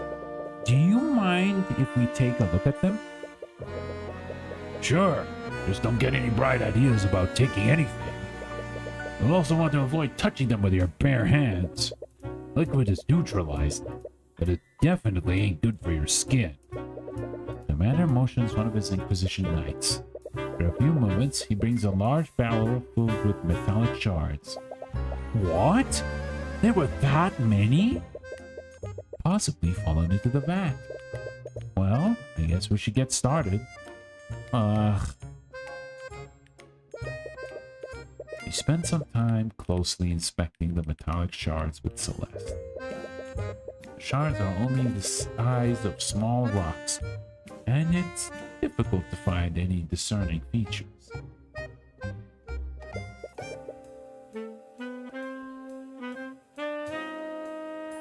Any luck on your end? No, I haven't found... Celeste? I think I found something. Not exactly sure what it is, though. Celeste pulls out a metallic shard with some sort of engraving. Unlike the other shards, this one looks far less damaged. The engraving on it looks like some sort of crest. That's the crest of House von Sanctus. Isn't he the noble that's charging Dracogen? Metallic shards has been updated.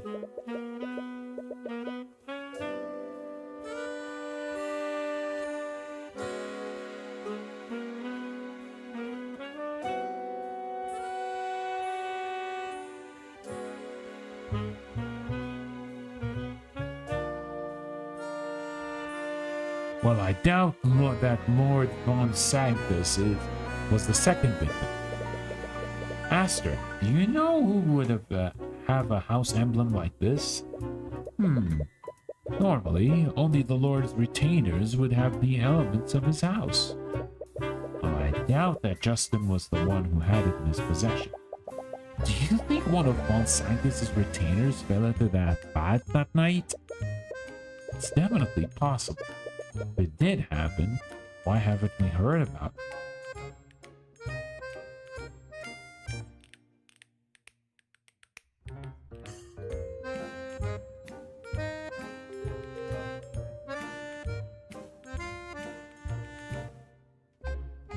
It's definitely possible. But if that did happen, why haven't we heard about it?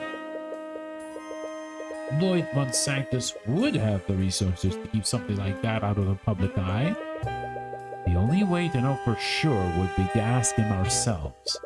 And even if we could talk to him, he would never cooperate with us. Glance at the prince.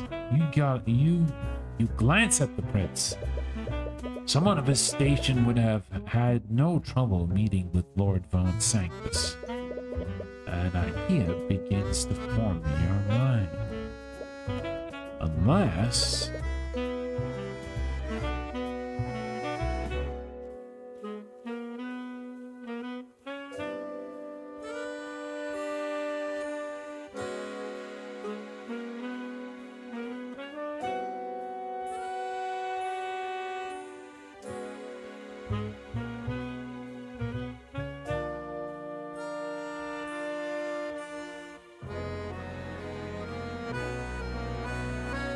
is it, Mr. Cuthbert? Aster, do you think you can help us interrogate Lord Von Sanctus? Really? You want my help? In this instance, it'd be very difficult to speak to him by ourselves. But as the Crown Prince, he'd be much more inclined to speak with you. Of course! I'd be happy to help. You might be overplaying your hand by utilizing Aster that way. You're still wary of the Prince, especially since he was the one of the few mages at the scene. Will this really work, though? It's not ideal, but it's the only lead we have so far. But it still bothers you. Haven't you found any bone matter from a second person?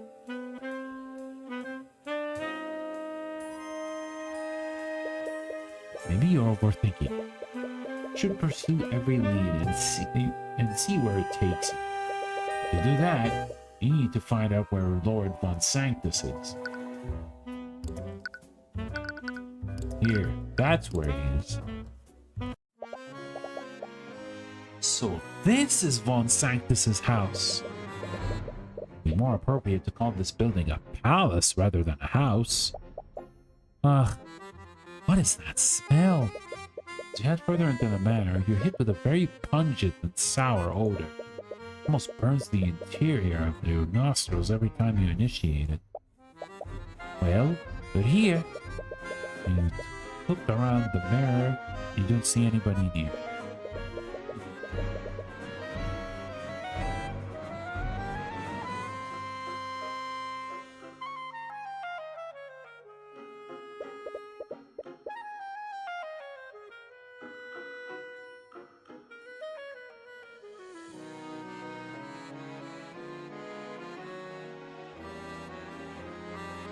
Perhaps we should try looking somewhere else. Yeah, there's nothing here. But we'll check. A long flight of stairs leading to the upper part of the Von Sanctus manor. You're a bit tempted to snoop around. It'd be best to not take such risks.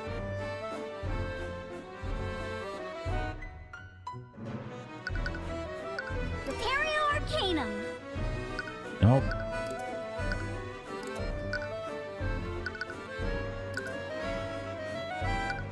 Pretty sure there might be something here. Maybe? Maybe there might be something here? Not sure.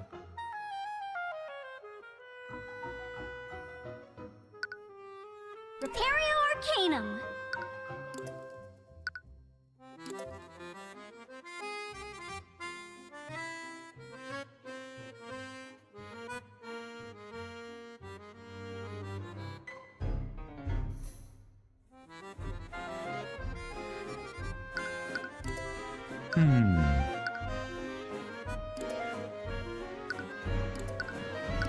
Maybe she's back here?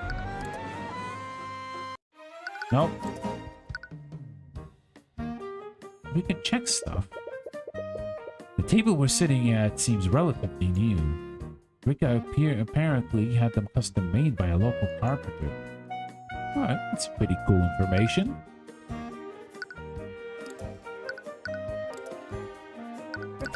Arcanum.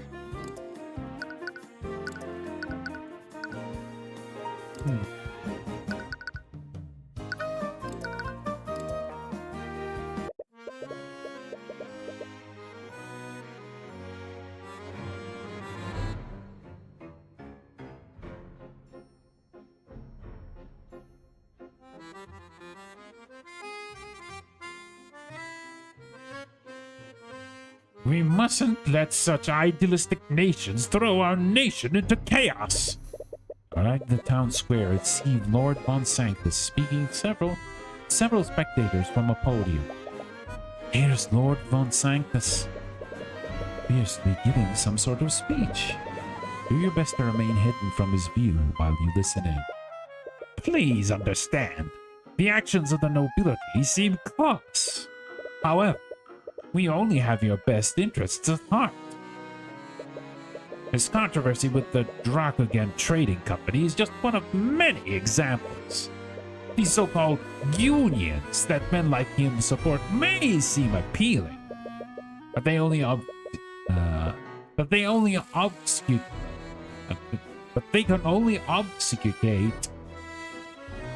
Obfuscate. Sorry. But they only obfuscate and hinder the nobility from protecting the working class. Men like Stefanik Drakugan are merely charlatans. They only seek financial gain by strong-arming your true benefactors. True benefactors? What a joke. I knew that Von Sanctus was wary of Drakugan. Never expected him to be this zealous about getting rid of him. I think it's less about Drakugan specifically, and more about what he represents. What do you mean? The Drakugan Trading Company has presented tangible proof that its policies are both effective and profitable. Even businesses that have no affiliation with him have started following his example. Von Sanctus is merely a relic of the past. And I think he knows that his archaic ideals won't survive in this landscape. I can only hope that our Grand Kingdom recognizes this danger as I have. The pompous noble leaves the podium as the citizens ponder his words. Ugh, what a load of garbage. It's obvious that Von Sanctus knows his days are numbered. But look at what happened. We let the common folk set their own standards, and a young man died. Yes, you have a point there. You saw Von Sanctus get into a carriage shortly after his speech. It appears to be heading back to his manor. Alright, this will go back to his manor. Anyways, you saw Von Sanctus heading back here. You should be able to speak with him soon. Wait, Tyrion? Isn't he going to recognize us? Can't really avoid that. If we want to question him, we need to speak to him directly. Even a noble like him would have to act civilly with the crown prince present. I mean, like how civilly embarrassed and insulted him a few days ago? Right. Completely forgot about the chess tournament. Well, it's not as if we can hide our identities from him. I faced him in the chess tournament, and I'm Drakugan's attorney. He knows what we look like. What we look like? Wait, that's it. What? Illusion. Wait, what are you? Wow, that's quite impressive, Celeste. Right? I've been practicing this one. What are you two talking about? I think you should see for yourself. Prince gestures towards a nearby mirror in the hallway. You reluctantly approach it. Just what exactly did Celeste do to you? Huh? Why do I look like Rice Rudolph? What a choice! Of all the characters, you choose the butler of the guy who was the killer in the first case? It looks great, right? Eris told that one to me. Do you honestly expect him to fall for this? He's probably a powerful mage. He'll see right through this. Are you telling me that the crown prince is here? Why did you notify me sooner? You hear Von Sanctus shouting at his attendant from down the hallway. He seems to be quickly heading this way. Uh-oh. You might want to disguise yourself as well, Celeste. Don't encourage her. This is extremely illegal. Right. Look, you should just spell the ridiculous disguise in. He's almost here. Ah, I can't think of anyone.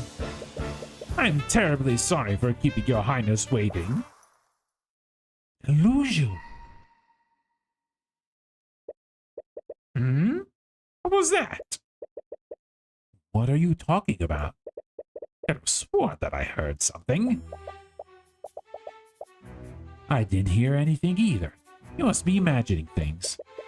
Scale Lord, help us. Of all the people she could have chosen, at least she's be able to mimic her voice well enough. Oh, Lady Steelwind. I wasn't expecting you until much later. Well, I don't answer to you. I shall do as I please. Yes, I suppose you have a habit of doing that. Surprisingly, it doesn't look like he's seen through your disguises. Must have other things on his mind if his guard is down like this. Anyways, Lord Von Sanctus, please pardon the abrupt intrusion. I came by to pay my respects. I am honored by your Majesty's presence. Unfortunately, I'm quite busy with the administrative matters at the moment. Too busy to show hospitality to the heir to the throne? Oh, I didn't. I wasn't. I suppose I have some time. Conditions aren't ideal, but at least you have Von Sanctus here with you. You should let Prince Aster make the small talk with him for a bit. After that, you can subtly bring up the Von Sanctus crest that you found in the vat. The trial. I heard about the trial. I heard about the charges that you brought against the Drakugan Trading Company. Forgive my bluntness, but is everything well within your estate? Oh, that! I am simply cleaning house, nothing more. I've dealt with many men like Drakugan before, and this time will be no different. I understand that he may be taking business away from you. Does that really warrant you to take such drastic measures? It's not just about his business. It's these ideas that he's putting into the people's minds. He's allowed these unions to continue existing, and other businesses are following his example. It's absolutely absurd. It's as if the entire world has gone mad. I see. Our society only functions when the lower class knows their place. That's how society functions, and perhaps it is flawed. You're still young, Prince Aster. These righteous ideals may sound appealing, but they are the path to disorder. The common folk do not care about the well-being of our kingdom as a whole. They only care about themselves individually. We allow them to become empowered, and will use that power selfishly. Well, all I have to say here is pot calling the kettle black. It is up to the upper class to maintain order. I see. By the way, I'm surprised that you're representing Lord Sanctus, Lady Steelwind. Oh, right. What is he doing? It's already hard enough to maintain this ruse. I knew that you recently became a prosecutor, but I never imagined that you'd represent a noble. Don't get ahead of yourself, Aster. What does that even mean? Let's not be coy, Lady Steelwind. If you must know, Your Majesty, your House Steelwind and I came to an arrangement. A fair lady is so keen on wasting her talents on civil work. Given that, I might as well utilize her to my benefit. Do not speak to her like that. Oh, I meant no disrespect. But rest assured, this is only temporary. I see. You have an arrangement with Lucio Steelwind. It seems that Aster is collecting his own information. By the way, Lord Von Sanctus, have any of your attendants gone missing lately? That's an oddly specific question. But no, all of my attendants are accounted for. Don't see any dissonant thoughts from the eye. But he could be unconsciously shielding himself from it. I must ask, why would you ask such a question? See, I actually found a discarded trinket while we were walking around the city. It had the crest of House Von Sanctus on it. I was worried that something unsavory might have happened to one of your people. Ah, I see. I suppose you must be on the edge after what happened to your ship. However, items with the Von Sanctus crest are quite common nowadays. Really? The item that you found must have been a product produced by Von Sanctus Industries. Item produced by Von Sanctus Industries? So, the Von Sanctus crest is on some is on some of the items produced by your company. No, not just some of the items. Von Sanctus crest is engraved on every product created by Von Sanctus Industries. As a result, people have come to associate the quality of our products with the quality of House Von Sanctus. Or at least they did, until hacks like Dracogen came out of the workwood. So in other words, it's just branding. What type of products does Von Sanctus Industries produce? We used to produce magical accessories for mages. But now we produce all manner of sort of products. As the head of the commerce in our kingdom, we've diversified our holdings. Oh. Ugh. That means that the metal shard could have come from any...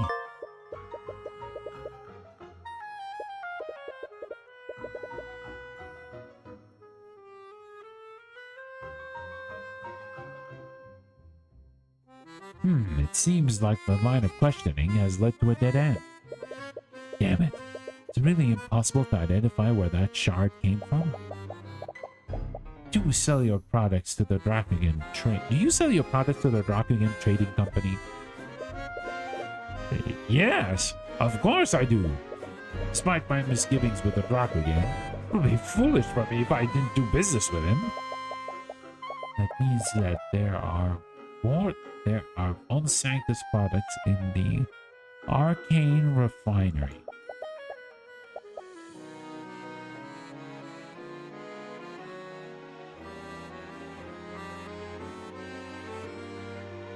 You're Von Sanctus Industries, after all. It's true. The metal shard could have been from some sort of industrial tube. Just what are you implying, Lady Steelwind? Turned your nervousness through the eye? Does he know something? Shouldn't we get so defensive over a question like that? Was there a Von Sanctus product in the refinery on the night of the murder?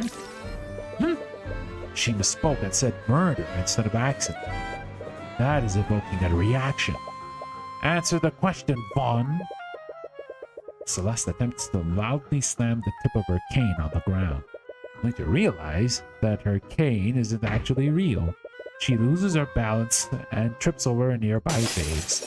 The vase shatters on the ground, creating quite a mess of broken shards and water. Lady Steelwind, are you okay? Celeste immediately regains her balance and tries to act as if nothing happened. I'm not paying for that. Von Sanctus completely loses composure and recoils at the sight of the broken vase. Construct! I require your assistance! Acknowledged.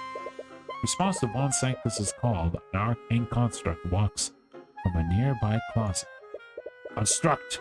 Clean this pace at once! Clean this mess at once!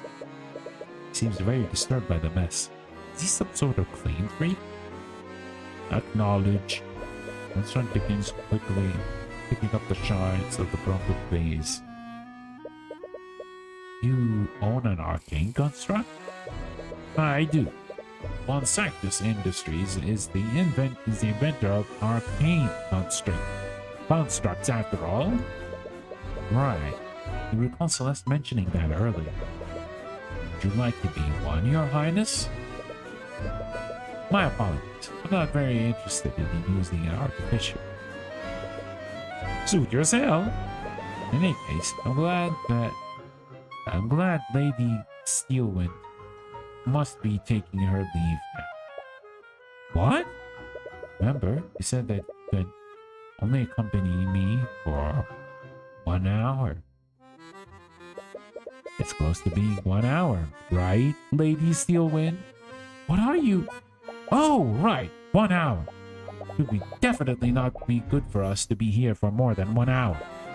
Oh, Celeste, you're so silly. Oh, does the illusion only last for an hour? In the meantime, may I discuss some personal matters with you, Lord Von Sanctus? Of course. I'm at your disposal, Your Majesty. Raise an eyebrow at the prince. Appears that he didn't come here for just to help you. Suppose that you've gotten all the information that you need out of Von Sanctus. It's time to move on to the next lead. That was embarrassing. Yeah, that was too close for comfort. Well, at least no one saw through our disguises. Ah, are you an attendant here? Please notify Lord Sanctus that the real Arya Steelwind walks through the front door of the manor, just as you're about to exit. She immediately stops her track upon meeting her doppelganger. Uh-oh. Uh-oh. Celeste, you might be in trouble. Apurio. One spell, Steelwind dispels the illusions over you and Celeste. On seeing who you really are, she lets out an irritated sigh. Is impersonating the Steelwind some kind of hobby for you, Miss McCoy? She looks really angry this time. No, there was a really good reason for us doing this. Let me guess. You wanted to interrogate Von Sanctus without him knowing who you really were. No? Lying about your name is one matter, but impersonating a noble using magic is a serious crime. Tyrion? Help, please? Are you seriously going to have to defend her in court again? Quickly try to think of a way to defuse the situation. Ah, sorry for the wait, you two. I had to discuss... Oh, Lady Steelwind? Great. According to Aster, Steelwind despises him. Only that he was a part of this will make things worse. Yes, Your Majesty? Oh, I don't think this is... She's despising him. She's just being a tsundere. Ah, I see. I love how the music just switched up immediately. Yeah, she is 100% a tsundere. What? Oh, I see you dispelled their disguises. You knew about this? Aster steps between you and Steelwind. Seems like he's trying to calm her down. For better or for worse, her attention is firmly focused on him. I'm terribly sorry. I didn't mean to disrespect you. No, that's not why I... Oh, They pulled this ruse under my orders. Could you please look the other way? Just this once. Okay. Thank you, Lady Steelwind. I won't forget this. Ah!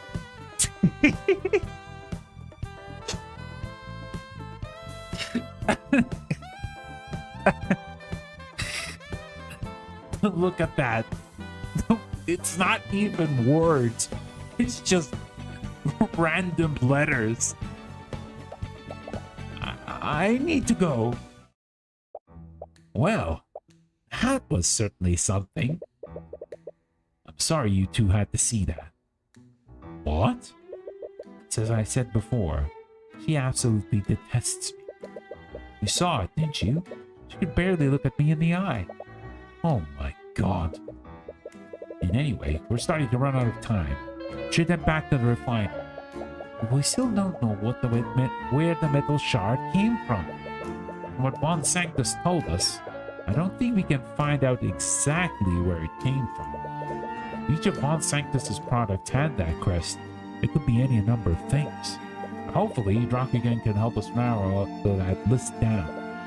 If it did come from some kind of industrial tool, we might be able to check out if any of the refinery's tools are missing. We just hope we can provide you some kind of lead. Get back to the refinery. Hello again, Mr. Cuthbert. I hope you have good news. Well, actually, you take some time to explain to Drakugan about what you found during your investigation. You're still uncertain about the identity of the second victim. A metal shard with Von Sanctus's crest is your best lead right now. I see. With that said, do you have any tools that you purchased from the Von Sanctus's industries? I do. He personally sold me quite a few when I first arrived in the city. I even purchased the security system from the refinery building from him. Really? Did you purchase anything else from him? Well, he also tried to sell me some of those arcane constructs. He told me that I could be the first person in Arcane's to own such innovative technology. But I turned him down. Really? But they seem so useful. I don't feel comfortable trading machines to handle work here. The constructs require very specific instructions, and they lack common sense. That's true. We saw how unreliable they could be during the Nightgrave case. He heavily emphasized how exclusive this deal would be for me. Looking back on it, he was probably trying to make me dependent on his services. Yeah, I guess you made the right choice by refusing his offer. Products from Von Sanctus has been added to your notes. Anyways, have any of the tools from Von Sanctus's industries have been reported missing? Inquisition actually asked me the same question, so I took some time today to check my inventory. Why did the Inquisition ask him for that? Did Steelwind come to the same conclusions that you did? There was one tool that was accounted for. Really? What kind of tool was it? A rod of mending. It's a large tool that we use to repair damages on the machines. How large was it? Quite large, actually. It's called a rod, but it's more of a cylindrical tool. Requires 2 people to properly carry and use it. Wait, a repair tool like that would use transmutation magic, right? That's right! What if the rod of mending was the thing that weakened the guardrail? Is that possible, Dracogen? I suppose that is possible, now that you mention it. I recall there being a way to reverse its effects. Never even considered that the transmutation traces were left by our artificiary tool. That does lift some suspicion off of Aster. Rod of mending has been added to your notes. Someone could have sabotaged the rail with the rod, sorry. And they might have thrown it into the vat to cover their tracks. But it didn't completely dissolve. That would mean that they threw the rod in close to when Justin fell off the walkway. It can't be a coincidence that these two events happened so close to each other. And we still have no idea on who actually broke the guardrail. Didn't find a second body in the vat. And we don't have any evidence that proves a second victim even exists. I feel as if there are more questions than answers at the moment. Learned a few new facts about the case, though. And the Inquisition has verified the traces of transmutation on the guardrail. The burden of proof is still in the prosecution to prove Dracogen is at fault. Even if Steelwind has a proper explanation for that, I can counter with the fact that we've learned so far. Just hope the trial goes as smoothly as you're describing. Rarely ever does, but knowing that would just needlessly stress him out. Regardless, I appreciate the work that you've done so far. I leave things in your very capable hands. Just hope that you don't encounter any more curveballs tomorrow. Okay. So... yeah. I think this should be another good place to stop. Yep, we started with a trial and we ended at the beginning of another trial. This might actually be the final trial for this case, but who knows? We still didn't see the Eye Taker and what he has to do with the whole situation here, but we'll have to wait and see. Maybe the Eye Taker was a hire by Von Sanctus, but we'll have to wait and see. We'll have to wait and see. I'm pretty excited to see how the second trial is going to go for this. Anyway, guys, thank you all for watching either live or via the archives. Tomorrow there will be no stream, but there will be a schedule. I will try to post a schedule tomorrow, and there's going to be some fun stuff to look forward to. Yeah, I'm feeling that there's going to be a good chunk of new games that will be introduced this coming week. A little bit different from the normal, but that's why we love to experiment with games. And fortunately, there are like tons and tons of games out there with a variety of playstyles, or variety of genres. Yeah. So yeah, please look forward to it, guys. And yeah, hope you all have a great evening, night, or afternoon. And I will see you all very, very soon. Bye-bye.